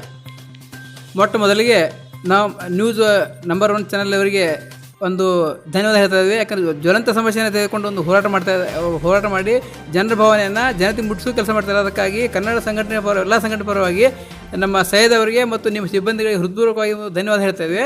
ಯಾಕಂದರೆ ನೀವು ಕ್ವಶನ್ ಕೇಳಿದ್ರೆ ಇನ್ನೂ ರಿಪೀಟ್ ಮಾಡ್ಕೊಂಡು ಕ್ವಶನ್ ನಮ್ಮದು ಹೀಗಿದೆ. ಕನ್ನಡಿಗರಿಗೆ ಕೇಂದ್ರ ಸರ್ಕಾರದಲ್ಲಿ ಯಾವುದೇ ಇಲಾಖೆಗಳಲ್ಲಿ ಕನ್ನಡ ಜನರಿಗೆ ಉದ್ಯೋಗ ಸಿಗ್ತಾ ಇಲ್ಲ. ಇದರ ನಿಮ್ಮ ನಿಲುವು ಏನಾಗುತ್ತೆ ಮುಂದೆ? ಇದಕ್ಕೆ ಮುಖ್ಯ ಕಾರಣ ಅಂದರೆ ನಮ್ಮ ರಾಜಕೀಯ ನಾಯಕರ ಇಚ್ಛಾಶಕ್ತಿಯ ಕೊರತೆ. ನಮ್ಮ ಕರ್ನಾಟಕದ ಆರಿಸಿದಂತಹ ನಮ್ಮ ಲೀಡರ್ಗಳಿದ್ದಾರೆ. ಈಗ ಉತ್ತರ ಪ್ರದೇಶ ತೋರಿ, ಬಿಹಾರ ತೋರಿ, ರೈಲ್ವೇದಲ್ಲಿ ಹೈಯೆಸ್ಟ್ ಅವರಿಗೆ ಕೆಲಸ ಮಾಡ್ತಾರೆ. ಹಾಗೆ ನಮ್ಮ ಸುರೇಶ್ ಅಂಗಡಿ ಸಾಹೇಬರು ಕರ್ನಾಟಕ ಇದ್ದಾರೆ. ಈಗ ಅವರು ಅವರಂತೆ ಮಾಡಿ ನಮ್ಮ ಕನ್ನಡಿಗರೆಲ್ಲರೂ ರೈಲ್ವೆಯಲ್ಲಿ ಕೊಡ್ಬೋದು ಅಥವಾ ಪೋಸ್ಟ್ ಕೊಡ್ಬೋದು. ಕೇಂದ್ರ ಸರ್ಕಾರ ನೌಕರಿ ಕೊಡಬೇಕು. ಒಂದನೇದ್ದು. ಎರಡನೇದು, ಈ ನಮ್ಮ ಕರ್ನಾಟಕದಲ್ಲಿ ನೆರೆ ಪರ್ಯಾಯ ಒಂದು ಏನು ಹೇಳಿರಲ್ಲ, ನೆರೆ ಹಾವಳಿ ಆ ಸಂದರ್ಭದಲ್ಲಿ ನಮ್ಮ ಪ್ರಧಾನಮಂತ್ರಿಗಳಿಗೆ ನಾವು ನೇರವಾಗಿ ಒಂದು ಆರೋಪ ಮಾಡ್ತಾ ಇದ್ದೀವಿ. ನೊಂದ ಬೆಂದ ಜೀವಗಳಿಗೆ ಒಂದು ಸಾಮಾನ್ಯವಾಗಿ ಒಂದು ಟ್ವೀಟ್ ಮಾಡಬೇಕಾಗಿತ್ತು. ಅವರು ಬಿಹಾರಕ್ಕೆ, ಗುಜರಾತ್ಗೆ ಟ್ವೀಟ್ ಮಾಡಿದ್ದಾರೆ. ಕರ್ನಾಟಕ ಜನತೆ ನೀವು ಹಾನಿಯಾಗಿರಿ, ನುಕ್ಸಾನಾಗಿ ನಿಮ್ಮ ಜೊತೆ ನಾವು ಇದ್ದೀವಿ. ಒಂದೇ ಒಂದು ಮಾನಸಿಕ ಧೈರ್ಯ ಕೊಟ್ಟಿದ್ದಾರೆ, ಎಷ್ಟೋ ನಮ್ಮ ಸುಖ ಸಿಗ್ತಿತ್ತು. ಒಂದೇ ಮತ್ತು ಸೆಕೆಂಡ್ ಪಾಯಿಂಟ್, ಭಾಷಾ ವರ್ಪ್ರಾಂತ ಏನಾಗಿದ್ದಾವೆ ಕರ್ನಾಟಕ, ಕೇವಲ ಕರ್ನಾಟಕ ರಾಜ್ಯ ಕನ್ನಡದೇ. ಈಗ ಆಂಧ್ರದಲ್ಲಿ ತೆಲುಗು ರಾಜ್ಯ 3 ಆಗಿದ್ದಾವೆ, ಉತ್ತರ ಪ್ರದೇಶದಲ್ಲಿ 3 ರಾಜ್ಯ ಆಗಿದ್ದಾವೆ. ಹಾಗೆ ಈಗ ಜನಸಂಖ್ಯೆ ರಾಜ್ಯ ಅಂಗವಾಗಿ ಏನು ಹೇಳ್ತಾರಲ್ಲ, ನಮ್ಮ ತಾಲೂಕು ಡಿವೈಡ್ ಮಾಡ್ತಾರೆ, ಜಿಲ್ಲಾ ಡಿವೈಡ್ ಮಾಡ್ತಾರೆ. ಹಾಗೆ ನಮ್ಮ ಕರ್ನಾಟಕ ರಾಜ್ಯ ಕೂಡ ಕಲ್ಯಾಣ ಕರ್ನಾಟಕ, ಮುಂಬೈ ಕರ್ನಾಟಕ ಅಂತ ಹೇಳ್ತಿರಲ್ಲ, ಅದೆಲ್ಲ ಕರ್ನಾಟಕ ಆಗುತ್ತಾನು. ಜನಸಂಖ್ಯೆ ವಾರು ನಮ್ಮ ಮಾಡಿಕೊಟ್ರೆ ನಿಮ್ಗೆ ನೋಡಿರಿ, ಬೆಳಗಾವದಲ್ಲಿ ಇವತ್ತು ರೈತರು ಬೆಂಗಳೂರು ಹೋಗಿದ್ದಾರೆ. ಯಾಕೆ ರೈತರಲ್ಲಿ ರೈಲ್ವೆ ಭವನದಲ್ಲಿ 3 ದಿವಸ ಹೊರಗೆ ಬಿದ್ದಿದ್ದಾರೆ. 3 ದಿವಸ ರಸ್ತೆ ಹೊರಗಿದ್ದರೂ ಕೂಡ ನಮ್ಮ ರಾಜ್ಯಪಾಲರಿಗೆ ಭೇಟಿಯಾಗಲಿಕ್ಕೆ ಅವಕಾಶ ಒಬ್ಬ ನಮ್ಮ ಮಂತ್ರಿಗಳಾಗಲಿ, ಮುಖ್ಯಮಂತ್ರಿ ಆಗಲಿ ಅಥವಾ ಯಾವುದೇ ಸರ್ಕಾರದವರಾಗಲಿ ವ್ಯವಸ್ಥೆ ಮಾಡ್ತಾ ಇರಲ್ಲ. ರೈಲ್ವೆ ಪ್ಲಾಟ್ಫಾರ್ಮಲ್ಲಿ ಬಿಸಿಲಲ್ಲಿ ಮಳೆಯಲ್ಲಿ ಬಿದ್ದಿದ್ದಾರೆ ಅವರು. ಬೆಂಗಳೂರು 600 ಕಿಲೋಮೀಟರ್ ದೂರ ಹೋಗಿದ್ದಾರೆ ಅವರು. ಅದಕ್ಕಾಗಿ ಉತ್ತರ ಕರ್ನಾಟಕಕ್ಕೆ ಕೂಗು ಏನಿದ್ದಾರೆ ಅವರು ಯೋಗ್ಯ ಅಂತ ಹೇಳ್ತಾ ಇದ್ದೀವಿ ಇವಾಗ. ಯಾಕಂದರೆ ನೊಂದು ಬೆಂದು ಹೇಳಿದ್ದಾರೆ ಹೊರತಾಗಿ ಅವರು ಯಾರು ನಮ್ಮ ತಾಯಿ ಭಾರತೀಯನ್ನ ಕನ್ನಡ ವಿಭಜನೆ ಮಾಡುವಂಥ ಮನಸ್ಸು ಯಾರಿಗೂ ಇಲ್ಲ. ಆದರೆ ಈ ಈ ನಮ್ಮ ಭಾವನೆಗಾಗಿ ನಮ್ಮ ಈ ರಾಜಕೀಯ ಶಕ್ತಿ ಇಚ್ಛಾಶಕ್ತಿ ಕೊರತೆ ಆಗಿದೆ. ನಮ್ಮ ಏನು ಆರಿಸುವಂಥ ಸಿಬ್ಬಂದಿ, ನಮ್ಮ ಸಂಸದರು ಇರ್ಬೋದು, ಶಾಸಕರಿರ್ಬೋದು, ಮಂತ್ರಿ ಇರ್ಬೋದು, ನಮ್ಮ ಮಂದಿಯನ್ನು ನಾವು ಮ್ಯಾಲೆ ತೊಗೋಬೇಕಾದ್ರೆ ಇವ್ರು ಮಾಡಿದರೆ ನಮ್ಮ ರಾಜ್ಯಕ್ಕೆ, ದೇಶಕ್ಕೆ ಒಳ್ಳೆಯದಾಗ್ತದೆ. ಉತ್ತರ ಕರ್ನಾಟಕ ಬೇಡ ಅಂತ ಹೇಳ್ಬೋದಾಗಿತ್ತು. ಆದರೆ ಈಗೇನು ಹೇಳ್ತಾರಲ್ಲ ನೀವು ಹೇಳಿದಾಗ, ನಮ್ಮ ಭಾಷಾವಾರು ನಮ್ಮ ಕನ್ನಡಿಗರು ಎಲ್ಲೂ ಇದು ಸಿಗ್ತಾ ಇಲ್ಲ. ಒಂದನೇದ್ದು. ಜೊತೆಗೆ ನಮ್ಮ ಸಂಘಟನೆಗಳ ಮೂಲಕ ನಾವು ಹೋರಾಟ ಮಾಡಬೇಕಂದ್ರೆ ಈ ಸಂಘಟನೆಗಳು ಏನು ಮಾಡ್ತಾರೆ, ಸರ್ಕಾರ ಕೂಡ ಒಡೆದಾಳು ನೀತಿ ಮಾಡ್ತದೆ. ಇದು ಓಪನ್ದಾಗ ಬ್ಲೇಮ್ ಮಾಡ್ತಾ ಇದ್ದೇವೆ. ಯಾವ ಒಂದು ಸಂಘಟನೆ ಬಗ್ಗೆ ನಾವು ಮಾಡ್ಲಿಕ್ಕೆ ಹೋದರೆ ಇವೇನು ಮಾಡ್ತಾರೆ, ನೀವು ಬಿಡಂತೆ ಏನೋ ಒಂದು ಸಣ್ಣ ತೋರಿಸಿ ಅವ್ರಿಗೆ ಬಿಡಿಸೋ ಕೆಲಸವನ್ನು ಸರ್ಕಾರ ಮಾಡ್ತದೆ, ಜೊತೆಗೆ ಮುಖಂಡರು ಮಾಡ್ತಾರೆ. ಹೀಗಾಗಿ ಸಂಘಟನೆ ಕೊರತೆ ಆಗ್ತಾ ಇದೆ. ನಮ್ಮ ಬರವಣಿಗೆ ಗಾಡಿವೇಟರ್ ಹೇಳಿದಂಗೆ, ನಮ್ಮ ಡಾಕ್ಟರ್ ಸಾಹೇಬ್ ಹೇಳಿದಂಗೆ ಇನ್ನು ಮುಂದೆ ಏನಾಗಿದೆ, ನಮ್ಮ ಕರ್ನಾಟಕ ರಾಜ್ಯ ಇರ್ಬೋದು, ಬೆಳಗಾವಿ ಜಿಲ್ಲೆ ಇರ್ಬೋದು, ಗೋಕಾಕ ತಾಲೂಕು ಇರ್ಬೋದು, ಎಲ್ಲ ಸಂಘಟನೆ ಒಕ್ಕಟ್ಟಾಗಿ ನಮ್ಮ ರಾಜ್ಯದ ಯಾವುದೇ ಭಾಷೆ ಇರಲಿ, ಸ್ಥಾನಮಾನ ಇರಲಿ, ಅದಕ್ಕೆ ಹೋರಾಟ ಮಾಡೋಕ್ಕಾಗಿ ಎಲ್ಲ ಸಂಘಟನೆ ಕೂಡಿ ಕೆಲಸ ಮಾಡ್ತೀವಿ. ಜೊತೆಗೆ ಕನ್ನಡಮ್ಮನ ಸೇವೆಯನ್ನು ಕೇವಲ ನಂಬರ್ 1 ಮಾಡದೆ ನಂಬರ್ 1 ಕನ್ನಡಿಗರಾಗಿ ನಾವು ಮಾಡಬೇಕು ಅಂತ ಹೇಳ್ತಾ ಇದ್ದೇವೆ. ದೇಶವನ್ನು ಉದ್ಧಾರ ಮಾಡಲು ನಮ್ಮ ರಾಜಕೀಯ ನಾಯಕರ ಇಚ್ಛಾಶಕ್ತಿ ಕೊರತೆ ಇದೆ. ಆ ಕೊರತೆಯನ್ನು ತುಂಬಿಸಲು ನಾವೆಲ್ಲರೂ ಸಂಘಟನೆ ಹೋರಾಟ ಮಾಡಿದರೆ ಅವ್ರ ಜನ ಬಲ ಬರ್ತದೆ. ಅದಕ್ಕಾಗಿ ನಾವು ಹೇಳೋದಂದರೆ ಮತ್ತೊಮ್ಮೆ ಹೋರಾಟ ಮಾಡ್ತಾ ಇದ್ದೇವೆ. ಎಲ್ಲರಿಗೂ ಹೋರಾಟ ಬೇಕು ಇಷ್ಟೇ. ಸರ್, ನೀವೆಲ್ಲರೂ ಕೂಡಿ ಹೋರಾಟವನ್ನು ಮಾಡ್ತೀವಿ ಅಂತ ಹೇಳ್ತಾ ಇದ್ದಾರೆ. ಓಕೆ, ಈಗ ಕರ್ನಾಟಕದಲ್ಲಿ ಹೊರ ರಾಜ್ಯಗಳಿಂದ ಬಂದು ಇಲ್ಲಿ ವ್ಯಾಪಾರವನ್ನು ಮಾಡ್ತಾ ಇದ್ದಾರೆ. ಅವ್ರ ಹತ್ರ ನಮ್ಮ ಕನ್ನಡಿಗರು ಕೂಲಿಯಾಗಿ ಹೋಗಬೇಕು. ಅವರು ಇಲ್ಲಿ ಕೋಟ್ಯಾಧೀಶ ಆಗ್ತಾ ಇದ್ದಾರೆ, ನಾವು ದಿನಗೂಲಿಯಾಗಿ ಹಾಗೆ ಇದ್ದೀವಿ. ಇದಕ್ಕೆ ನಿಮ್ಮ ಹೋರಾಟನ ಯಾವ ಮಾಡ್ತಿದ್ದಾರೆ, ಆ ರೀತಿಯಾಗಿ ಮಾಡ್ತಿದ್ದಾರೆ? ನಮ್ಮ ಹೋರಾಟ ಅಂದರೆ ಕೇವಲ ಭಾಷೆ ಅಂದರೆ ಆರ್ಥಿಕ, ಸಾಮಾಜಿಕ, ಶೈಕ್ಷಣಿಕ ರಂಗದಲ್ಲಿ ಕೂಡ ನಾವು ಮುಂದುವರಿಸಬೇಕಾಗಿದೆ. ನಾವು ಯಾವುದೇ ಒಂದು ಉದ್ಯೋಗ ಮಾಡೋಕ್ಕಾದ್ರೆ ಅವರು ನೋಡಿ, ನಮ್ಮ ಯಾವುದೋ ರಾಜಸ್ಥಾನ ಮಂದಿ ಆಗಲಿ, ಉತ್ತರ ಭಾರತೀಯ ಮಂದಿ ಆಗಲಿ, ಯಾವುದೇ ಕೆಲಸ ಮಾಡೋಕ್ಕೆ ಅವ್ರು ಹಿಂಜರಿಕೆ ಮಾಡೋದಿಲ್ಲ. ಎಲ್ಲ ಕೆಲಸ ರೆಡಿ ಅಂತಾರೆ. ಇವತ್ತು ಚಾನ ಮಾಡ್ತಾರೆ, ಹೋಟೆಲ್ ಮಾಡ್ತಾರೆ, ಎಲ್ಲ ಮಾಡ್ತಾರೆ. ಈ ನಮ್ಮ ಜನ ಏನಿದೆ ಸ್ವಲ್ಪ ಮಡಿವಂತಿಕೆ ಅಂತ ತಿಳ್ಕೊಲ್ಲ. ಈ ಕೆಲಸ ಯಾಕೆ ಮಾಡಲಿ, ಆ ಕೆಲಸನ ಯಾಕೆ ಮಾಡಲಿ ಅಂತ ಮಡಿವಂತಿಕೆಯಿಂದ ಆಗಬಾರ್ದು. ಒಂದನೇದ್ದು. ಸೆಕೆಂಡ್ ಪಾಯಿಂಟ್ ಅಂದರೆ ಇವ್ರಿಗೆ ಆರ್ಥಿಕ ತೊಂದರೆ ಇದೆ. ಈಗಾಗಲೇ ಮೊನ್ನೆ ನೆರೆ ಬಂತು, ಹೊಳ ಬಂತು, ಮಳೆ ಬಂತು, ಈಗ ಆರ್ಥಿಕ ತೊಂದರೆ ಇರ್ತದೆ. ಆ ಜನಗಳಿಗೆ ಕೆಲವೊಂದು ರಾಜಕೀಯ ವ್ಯಕ್ತಿಗಳು ಹೆಚ್ಚಿನ ಸಪೋರ್ಟ್ ಕೊಡ್ತಾರೆ. ಯಾರಿಗೆ ಉತ್ತರ ಭಾರತ ಬಂದಂಥ ಅವ್ರಿಗೆ ಸಪೋರ್ಟ್ ಕೊಟ್ಟು ಅವ್ರಿಗೆ ಮಾಡ್ತಾರೆ. ನಮ್ಮ ಜನ ನಾವೆಲ್ಲರೂ ಕೂಡಿ ಈ ಸಂಘಟನೆ ಅನ್ನೋಕ್ಕಿಂತ ಸಾರ್ವಜನಿಕರ ವತಿಯಿಂದ ನಾವು ಸಾರ್ವಜನಿಕರು ನಮ್ಮ ಕರ್ನಾಟಕದಲ್ಲಿ ಬೆಳೆದಂಥ ಬೆಳೆಗಳನ್ನು, ಉತ್ಪನ್ನಗಳನ್ನು, ಜೊತೆಗೆ ವ್ಯಾಪಾರಸ್ಥರಲ್ಲಿ ನಾವು ಕನ್ನಡ ವ್ಯಾಪಾರ ಮಾಡೋದನ್ನ ಕಲಿತುಕೊಂಡ್ರೆ ಅವ್ರು ಬರೋದು ಪ್ರಶ್ನೆ ಬರೋದಿಲ್ಲ. ಅದಕ್ಕೆ ನಾವು ನೀವು ಹೇಳಿದ ನಿಮ್ಮ ನ್ಯೂಸನ್ನು ಹೇಳಿದ್ದು ಯೋಗ್ಯದೆ. ನಮ್ಮ ಕರ್ನಾಟಕ ಜನ ಕನ್ನಡದಲ್ಲಿ ವ್ಯಾಪಾರ ಮಾಡುವಂಥ ಜನರಲ್ಲಿ ವ್ಯಾಪಾರ ಮಾಡಬೇಕು. ಜೊತೆಗೆ ಕನ್ನಡದಲ್ಲಿ ನಾವು ಅಂಗಡಿ ಇಡೋ ಪ್ರಯತ್ನ ಮಾಡಬೇಕು. ಇವಾಗ ಯಾಕಂದರೆ 2 ಅಂಗಡಿ ನುಕ್ಸಾನ ಆದ್ರೆ ನಾವು ಅಂಗಡಿ ಬಂದ್ರೆ ಹೋಗ್ತಾರೆ ಅವರು. ನಮ್ಮಲ್ಲಿ ಸಮಸ್ಯೆ ಅಂದರೆ ಉತ್ತರ ಭಾರತ ಬಂದವರು ಅಂಗಡಿ ಲಾಸಲ್ಲಿ ಸೇಮ್ ಡೇ ಲಾಕ್ಕೊಂಡು ಹೋಗಿಬಿಡ್ತಾರೆ ಅವರು. ನಮ್ಮದು ಹಾಗಿಲ್ಲ. ಇವು ನಾವು ಬಾಡಿಗೆ ಕೊಡಬೇಕು, GST ಲೈಸೆನ್ಸು ಎಲ್ಲ ಇರೋದ್ರಿಂದ ಇವರು ಸ್ವಲ್ಪ ಅನಿಸ್ತಾರೆ. ಇನ್ನೂ ನಾವು ನಮ್ಮ ಕನ್ನಡಿಗರ ನಾವು ಹೆಚ್ಚು ಉದ್ಯೋಗಗೊಂಡು ನಾವು ಧೈರ್ಯ ತೆಗೆದುಕೊಂಡು ನಾವು ಅಂಗಡಿ ತೆಗಿಬೇಕು. ನಾವು ನಮ್ಮಲ್ಲಿ ವ್ಯಾಪಾರ ಮಾಡುವಂಥ ಪ್ರವೃತ್ತಿ ಬೆಳೆಸಬೇಕು. ಅಂದರೆ ಒಂದು ಯೋಗ ಆಗ್ತದೆ ಅಂತ ನನ್ನ ಅಭಿಪ್ರಾಯ. ಸರ್, ಇವಾಗ ನವೆಂಬರ್ 1 ಕರ್ನಾಟಕ ರಾಜ್ಯೋತ್ಸವವಿದೆ. ಕರ್ನಾಟಕ ರಾಜ್ಯ ಉದಯವಾದಂಥ ದಿವಸ.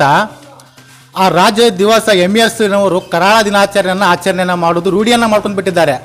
ಇದಕ್ಕೆ ತಾವು ಯಾವ ರೀತಿ ಹೋರಾಟವನ್ನು ಮಾಡ್ತೀರಾ ಅಂತ ನಾವು ಸರ್ ಅವ್ರಿಗೆ ಕೇಳೋಣ. ಕರಾಳ ದಿನವನ್ನು ಆಚರಿಸೋಕೆ ಬಿಡಬಾರ್ದು. ನಮ್ಮ ರಾಜ್ಯೋತ್ಸವ ದಿವಸ ಅವರು ಕರಾಳ ದಿನ ಆಚರಿಸ್ತಾರಂದ್ರೆ ಅದು ನಮ್ಮ ಕರ್ನಾಟಕದೊಳಗೆ ತಪ್ಪು ಅಂತ ಹೇಳ ಬಯಸ್ತೀನಿ. ಅದು ದುರ್ದೈವದ ಸಂಗತಿ, ಅದು ತಪ್ಪು ಅಂತ ಹೇಳ ಬಯಸ್ತೀನಿ. ಆಯ್ತು ಸರ್, ದುರ್ದೈವದ ಸಂಗತಿ ಹೌದು. ಆದರೆ ನಿಮ್ಮ ಯಾವ ರೀತಿ ಒಂದು ವೇಳೆ ಅವರು ಕರಾಳ ದಿನಾಚರಣೆಯನ್ನು ಮಾಡಿದರೆ ನಿಮ್ಮ ಹೋರಾಟ ಯಾವ ರೀತಿ ಇರುತ್ತೆ ಸರ್? ನಮ್ಮದು ಉಗ್ರ ಹೋರಾಟ ಮಾಡ್ತೀವಿ. ಇದು ಜಿಲ್ಲಾಡಳಿತ ಎಚ್ಚರಿಕೆ ಕೊಡ್ತೀವಿ ನಾವು ಮೊದಲನೇದಾಗಿ. ಯಾಕೆಂದರೆ ಜಿಲ್ಲಾಡಳಿತದ್ದು ಅದಕ್ಕೂ ಅಲಾವನ್ನು ಕೊಡಬಾರ್ದು, ಅದಕ್ಕೂ ಮತ್ತು ಪರ್ಮಿಷನ್ನು ಕೊಡಬಾರ್ದು. ಅದಕ್ಕೆ ಮೊದಲನೇದಾಗಿ ಕರಾಳ ದಿನಾಚರಣೆಗಾಗಿ ಈ ಸಲ ನಾವು ಅದ್ದೂರಾಗಿ ಮಾಡಬೇಕಾಗಿದ್ದು ಕನ್ನಡ ಪರ ಸಂಘಟನೆಗಳು ಮೊನ್ನೆ ಜಿಲ್ಲಾಧಿಕಾರಿಗಳು ಅಧ್ಯಕ್ಷತೆಯಲ್ಲಿ ಒಂದು ಸಭೆ ನೀಡಿತು. ಸಭೆಯಲ್ಲಿ ಅಂದರೆ ಪ್ರತಿಯೊಂದು ಡಾಲಿಬಿ ಆಗಲಿ ಒಂದು ಶಾಂತ ರೀತಿಯಿಂದ ಒಂದು ನಿರಸಂತರ ಸಲುವಾಗಿ ಒಂದು ಶಾಂತದಿಂದ ಸರಳವಾಗಿ ಆಚರಣೆ ಮಾಡಿರೋದು ನಮಗೆ ಒಂದು ಸಲಹೆ ನೀಡಿದ್ದಾರೆ. ಆ ರೀತಿಯಲ್ಲಿ ಇಂಥ ಸಮಯದಲ್ಲಿ ನಾವು ದುಃಖದಲ್ಲಿದ್ದೇವೆ. ಈಗ ಕನ್ನಡ ರಾಜ್ಯೋತ್ಸವ ಮಾಡೋ ಕನ್ನಡಿಗರೆಲ್ಲ ನಾವು ಭಾಳ ದುಃಖದಾಗಿದ್ದೀವಿ ಸರ್ ಇವತ್ತು ಈ ನವೆಂಬರ್ 1. ಯಾಕಂದರೆ ಸರಳವಾಗಿ ಆಚರಣೆ ಮಾಡ್ತಾ ಇದ್ದೀವಿ. ಇಂಥ ಟೈಮ್ದಾಗ ಜಿಲ್ಲಾಡಳಿತ ಆಗಲಿ ಸರ್ಕಾರ ಆಗಲಿ ಅವ್ರಿಗೆ ಏನಾದರೂ ಸ್ವಲ್ಪ ಕರಾಳ ದಿನ ಆಚರಣೆ ಮಾಡಲಿಕ್ಕೆ MES ಕೊಟ್ಟರಂದ್ರೆ ನಾವು ಅದು ಉಗ್ರ ಹೋರಾಟ ತಲೆಯಾಗನ್ನು ಹೋರಾಟ ಮಾಡ್ತೀವಿ ಇವತ್ತು ಎಚ್ಚರಿಕೆ ಕೊಡ್ತೀವಿ ಸರ್. ಇನ್ನೋರ್ವ ನಮ್ಮ ಅತಿಥಿಗಳು ಇದ್ದಾರೆ. ಅದೇ ರೀತಿಯಾಗಿ ಒಂದು ಮಾತನ್ನು ಕೇಳ್ತೀನಿ. MES ಮಹಾರಾಷ್ಟ್ರದಲ್ಲಿ ಯಾವ ರೀತಿ ತಲೆ ಎತ್ತಿದೆ, ಎಲ್ಲ ಸಂಘಟನೆಗಳು ಏಕೆ ಒಕ್ಕೂಡಬಾರ್ದು, ಒಂದೇ ಸಂಘಟನೆ ಯಾಕೆ ಮಾಡಬಾರ್ದು? MES ಯಾವ ರೀತಿ ಒಂದೇ ಆಗಿದೆ ಅದೇ ರೀತಿಯಾಗಿ ಎಲ್ಲ ಸಂಘಟನೆಗಳು ಒಗ್ಗಟ್ಟಾಗಿ ಯಾಕೆ ಆಗಲ್ಲ? ಇದಕ್ಕೆ ನಿಮ್ಮ ಅನಿಸಿಕೆ ಏನು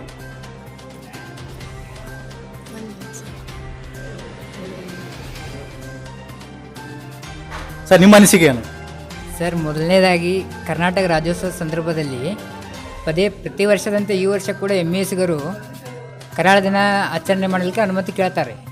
ಈ ಮೂಲಕ ನಾವು ಜಿಲ್ಲಾಡಳಿತಕ್ಕೆ ಹಾಗೂ ಬೆಳಗಾವಿ ನಗರ ಪೊಲೀಸ್ ಇಲಾಖೆ ನಿಮ್ಮ ನಂಬರ್ 1 ನ್ಯೂಸ್ ಚಾನೆಲ್ ಮುಖಾಂತರ ಒಂದು ಎಚ್ಚರಿಕೆ ಕೊಡ್ತಾ ಇದ್ವಿ, ನಮ್ಮೆಲ್ಲ ಕನ್ನಡ ಪರ ಸಂಘಟನೆ ಕೂಡಿ. ಈ ವರ್ಷ ಏನಾದರೂ ಅನುಮತಿ ನೀಡಿದರೆ ಮುಂದಾಗೋ ಹೊಣೆಗೆ ನೇರ ಜಿಲ್ಲಾಡಳಿತ ಹಾಗೂ ನಮ್ಮ ಪ್ರಶ್ನೆ ಏನಪ್ಪ ಅಂತಂದರೆ MESನವರು ಯಾವ ರೀತಿ ಒಂದೇ ಸಂಘಟನೆಯನ್ನು ಮಾಡಿದ್ದಾರೆ ಆ ರೀತಿಯಾಗಿ ನೀವು ಕೂಡ ಯಾಕೆ ಒಗ್ಗೂಡಬಾರದು ಅನ್ನುವಂಥ ನಮ್ಮ ಅನಿಸಿಕೆ, ನಿಮ್ಮ ಇದರ ಅಭಿಪ್ರಾಯ ಕೇಳ್ತಾ ಇದ್ದೀವಿ ಸರ್. ನಮ್ಮಲ್ಲಿ ಹೇಗಿದೆ ಅಂದರೆ ನಮ್ಮ ಜಿಲ್ಲೆಯಲ್ಲಿ ಕೆಲವೊಂದು ಕನ್ನಡ ಪರ ಸಂಘಟನೆಗಳು ಹೊಂದಾಣಿಕೆ. ಯಾಕೆ ಈ ಪ್ರಶ್ನೆಯನ್ನು ಕೇಳ್ತಾ ಇದ್ದೀನಿಪ್ಪ ಅಂತಂದರೆ ಯಾವುದೇ ಒಂದು ಕರಾಳ ದಿನಾಚರಣೆ ಆದರೆ ಯಾವುದೇ ಒಂದು ಸಣ್ಣ ಪುಟ್ಟ ಸಂಘಟನೆಗಳು ಬರ್ತಾವೆ, ಹೋರಾಟ ಮಾಡ್ತಾವೆ. ನಾ ಈ ಪ್ರಶ್ನೆಗೆ ಯಾಕೆ ಕೇಳ್ತಾ ಇದ್ದೀಪ್ಪ ಅಂತಂದರೆ ಇಡೀ ಎಷ್ಟೋ ಸಂಘಟನೆಗಳು ಒಕ್ಕಟ್ಟಾಗಿ ನಾವು ಮಾಡಿದರೆ ಇಡೀ ಮಹಾರಾಷ್ಟ್ರ ಹೆದರಬೇಕಾಗತ್ತೆ. ಅದಕ್ಕೆ ನೀವು ಈ ರೀತಿಯಾಗಿ ಒಂದೇ ಸಂಘಟನೆ ಯಾಕೆ ಮಾಡಬಾರ್ದು ಅಂತ ಸರ್. ಈಗ ನಾವು ಎಲ್ಲ ಕನ್ನಡ ಪರ ಸಂಘಟನೆಗಳು ಸೇರಿ ನವೆಂಬರ್ 1ನೇ ದಿನಾಂಕವನ್ನು ಆಚರಣೆ ಮಾಡ್ತೇವೆ ಸರ್. ರಾಜ್ಯೋತ್ಸವ ಪ್ರತಿ ವರ್ಷದಂತೆ ಅವರು ತಕರಾರು ಮಾಡ್ತಾರೆ ಸರ್. MESದವರು ಪ್ರತಿ ವರ್ಷದಂತೆ ಅವರು ಕರಾಳ ದಿನಾಚರಣೆ ಮಾಡುವ ಮೂಲಕ ನಮ್ಮ ಕನ್ನಡಿಗರಿಗೆ ಅವಮಾನ ಮಾಡ್ತಾ ಇದ್ದಾರೆ ಸರ್. ಅದೇ ರೀತಿ ಅವರು ಕರಾಳ ದಿನಾಚರಣೆ ಅನುಮತಿಗೆ ನೀಡಬಾರ್ದು ಮೊದಲನೇದಾಗಿ. ಅದ್ರ ಬಗ್ಗೆ ನಾವು ಈ ಕುರಿತು ಸದ್ಯದಲ್ಲೇ ಜಿಲ್ಲಾಡಳಿತಕ್ಕೆ ಮನವಿ ಸಲ್ಲಿಸ್ತಾ ಇರೋದು ಸರ್. ಹಾಗೆ ನಮ್ಮ ಕನ್ನಡ ಪರ ಸಂಘಟನೆಗಳು ಕೂಡ ಎಲ್ಲರೂ ನಮ್ಮಲ್ಲಿ ನಾಯಕರಲ್ಲಿ ಹೊಂದಾಣಿಕೆ ಕೊರತೆ ಇಲ್ಲ ಸರ್. ಮೊದಲನೇದು ಹೇಳ್ಬೇಕಂದ್ರೆ ಸರ್, ಎಲ್ಲ ಕನ್ನಡ ಪರ ಸಂಘಟನೆಗಳಿಗೆ ಹೊಂದಾಣಿಕೆ ಇಲ್ಲ ಸರ್. ಎಲ್ಲರೂ ಸೇರಿ ಮಾಡಬೇಕಂದ್ರೆ ಹೊಂದಾಣಿಕೆ ಕೊರತೆ ಇದೆ ಸರ್. ಅದೇ ಸರ್, ಅದರ ಲಾಭವನ್ನು ಅವರು ತಗೋತಾ ಇದ್ದಾರೆ, ಅದರ ಲಾಭವನ್ನು ಅವರು ತೆಗೆದುಕೊಳ್ತಾ ಇದ್ದಾರೆ, ಅದರ ಲಾಭವನ್ನು ಅವರು ತೆಗೆದುಕೊಳ್ತಾ ಇದ್ದಾರೆ. ಅವ್ರು ಹೇಳ್ತಾರೆ.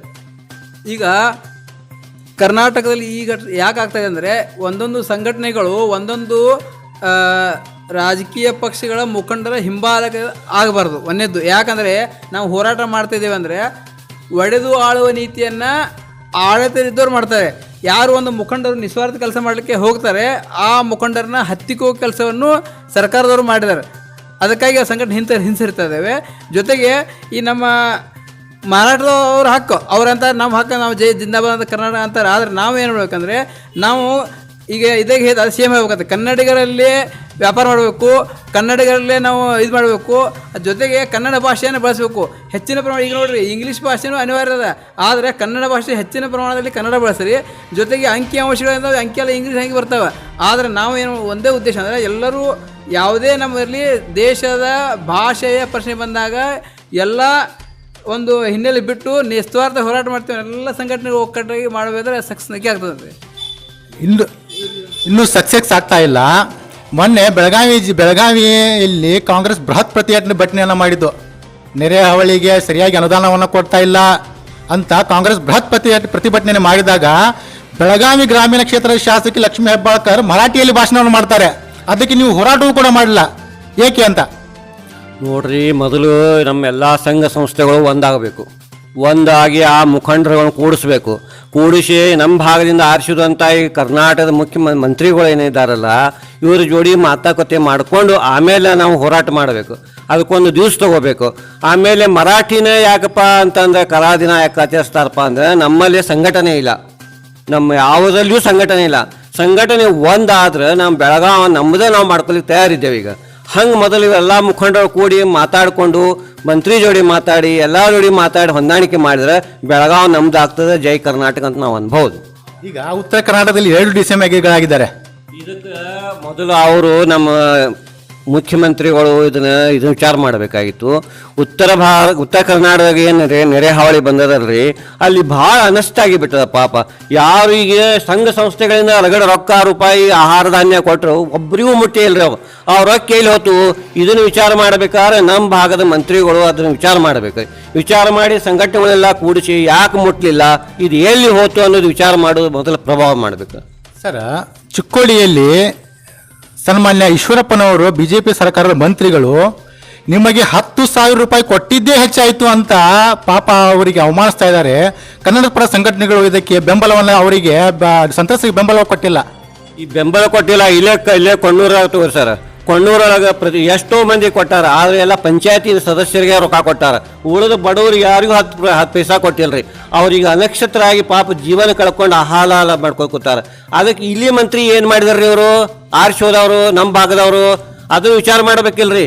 ನಮ್ಮ ಊರಾಗ ನಮ್ಮ ಇದ್ರೊಳಗೆ ಆಡಳಿತೊಳಗೆ ಹಿಂಗಾಗ್ಯದಪ್ಪ ಅಂದ್ಮೇಲೆ ಯಾಕೆ ರೊಕ್ಕ ಮುಟ್ಟಿಲ್ಲ, ಎಲ್ಲಿ ಹೋತು ರೊಕ್ಕ, ಇದನ್ನ ವಿಚಾರ ಮಾಡ್ಬೇಕಲ್ರಿ ಮಂತ್ರಿಗಳು. ನೆರೆ ಹಾವಳಿ ಎಲ್ಲಿ ಹೋತು ರೊಕ್ಕ ಅನ್ನೋದು ಇದು ವಿಚಾರ ಮಾಡಂಗಿಲ್ರಿ ಸರ್. ಅವ್ರಿಗೆ ಪರ್ಸೆಂಟೇಜ್ ಇರ್ತದೆ ರೀ, ಆ ಪರ್ಸೆಂಟೇಜ್ ತಗೋತಾರೆ. ಮತ್ತು ಬಡವರಿಗೆ ಏನು 10 ಪೈಸಾ ಸಿಗಂಗಿಲ್ಲ. ಮನೆಯಲ್ಲಿ ಟ್ರಕ್ ಗಟ್ಟಲೆ ಆಹಾರ ಧಾನ್ಯ ಬಂತ್ರಿ. ಒಬ್ಬೊಬ್ಬರು ಪಂಚಾಯತಿ ಸದಸ್ಯರು ಇಲ್ಲೇ ಕೊಂಡೋರಾಗ ನಮ್ಮ ಕಣ್ಣು ಮುಂದೆ ನೋಡಿರಿ 10 ಚೀಲ ತಮ್ಮ ಮನೆಯೊಳಗೆ ತುಂಬ್ಕೊಂಡ್ರಿ. ಪಾಪ ಇಲ್ಲಿ ನಿಂತು ಹಳ್ಳಿಕತ್ತಾರ. ಅವ್ರಿಗೆ ಯಾರಿಗೆ 1 ಚೀಲಕ್ಕೆ 1 ಕಿಲೋ ಅಕ್ಕಿ ಕೊಡ್ಲಿಲ್ರಿ. ನೀವು ನೋಡಿದ್ರೆ ಅದನ್ನ ಹೋರಾಟ ಮಾಡ್ಬೋದಿತ್ತಲ್ಲ. ಹೋರಾಟ ಮಾಡೋದು ನಾವು ಯಾವ ವೇದಿಕೆ ಒಳಗೆ ಸೇರ್ಕೊಂಡಿಲ್ರಿ. ಇನ್ನು ಮೇಲೆ ನಾವು ಸೇರ್ಕೊಂಡು ಹೋರಾಟ ಮಾಡ್ತೀವಿ ರೀ, ಪೂರ್ಣ ಹೋರಾಟ ಮಾಡ್ತೀವಿ. ಅಥವಾ ನಾವು ಪೂರ್ಣ ಬೆಂಬಲ ಕೊಡ್ತೀವಿ. ನಂಬರ್ 1 ನ್ಯೂಸ್ಗೆ ಸ್ವಾಗತ. ಇವತ್ತಿನ ಕಾರ್ಯಕ್ರಮಕ್ಕೆ ನಾವು ಇಲ್ಲಿ ಆಗಮಿಸಿದ್ದು ಅದೇನಿಲ್ಲ, ಕರ್ನಾಟಕ ರಾಜ್ಯೋತ್ಸವ ಆಚರಣೆ ಮಾಡುವಾಗ ಕರಾಳ ದಿನಾಚರಣೆ ಮಾಡ್ತಾರೆ MESದವ್ರು. ಅದಕ್ಕೆ ನಾವು ಅಕಸ್ಮಾತ್ ಮಹಾರಾಷ್ಟ್ರದಾಗ ಮಾಡಕ್ಕೆ ಹೋದ್ರೆ ಪೊಲೀಸ್ ಅಧಿಕಾರಿಗಳು ನಮ್ಮ ಮ್ಯಾಲೆ ಎಷ್ಟೋ ಸಲ ದರ್ಪ ಅಂಜಿಕೆ ಅಥವಾ ಏನೆಲ್ಲ ಮಾಡ್ತಾರೆ. ನಮ್ಮ ಕರ್ನಾಟಕ ಪೊಲೀಸರು ಏನು ಮಾಡ್ತಾರೋ ಕಣ್ಣು ಮುಚ್ಚೊಂದು ಕೂತಾರ. ಕರ್ನಾಟಕ ರಾಜ್ಯೋತ್ಸವನ ಆಚರಣೆ ಮಾಡುವಾಗ MESದವ್ರು ಕರಾಳ ದಿನ ಆಚರಣೆ ಮಾಡೋಕ್ಕೆ ಅವ್ರಿಗೆ ಅವಕಾಶ ಕೊಡಬಾರ್ದು. ಅದಕ್ಕೆ ಅವಕಾಶ ಕೊಡ್ಬೇಕಾದ್ರೆ ಇವ್ರು ನಮ್ಮ ಕರ್ನಾಟಕ ಪೊಲೀಸನ್ನ ಕಾರಣ ಅಂತೇಳಿ ಈ ವೇದಿಕೆ ಮುಖಾಂತರನೇ ಹೇಳ್ತೀನಿ. ಮೊನ್ನೆ ನಮ್ಮ ಲಕ್ಷ್ಮೀ ಹೆಬ್ಬಾಳ್ಕರ್ ಅವರು ಕರ್ನಾಟಕದ MES ಮಹಾರಾಷ್ಟ್ರದಲ್ಲಿ ಇದು ಕರ್ನಾಟಕದಾಗ ಮರಾಠಿ ಭಾಷೆನ ಮಾಡಲಿ. ಯಾಕೆ ಮಾಡಲಿ ಅಂದ್ರೆ ಆಕೆ ಒಂದು 6 ತೊಡೆ ಮಹಾರಾಷ್ಟ್ರದ್ದು ಓಟ್ ಅದಾವು. ಆ ಉದ್ದೇಶಪೂರ್ವಕವಾಗಿ ಇದು ಮಾತಾಡಬಾರ್ದಾಗಿತ್ತು. ಮುಂದಿನ ಎಲ್ಲ ನಾವು ಸಂಘಟನೆದವ್ರ ಹೆಚ್ಚಿನ ಸಂಖ್ಯೆಯಲ್ಲಿ ಕೂಡಿ ಕರ್ನಾಟಕ ರಾಜ್ಯೋತ್ಸವನ ಆಚರಿಸ್ತು. ಮತ್ತು ಈ ಕರಾಳ ದಿನ ಆಚರಣೆ ಮಾಡಬಾರ್ದು ಅಂತೇಳಿ ಪೊಲೀಸ್ ಇಲಾಖೆಗೆ ನಾನು ಸಹಕಾರ ಕೊಡ್ತೀನಿ ಅಂತ ಹೇಳ್ತೀನಿ.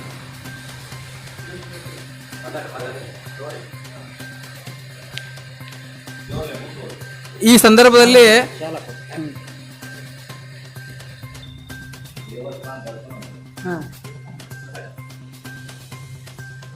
ಇದು ನಮ್ಮ ಕರ್ನಾಟಕದಲ್ಲಿ ಸಾಕಷ್ಟು ಸುಪ್ರಸಿದ್ಧ ದೇವಸ್ಥಾನವಿವೆ.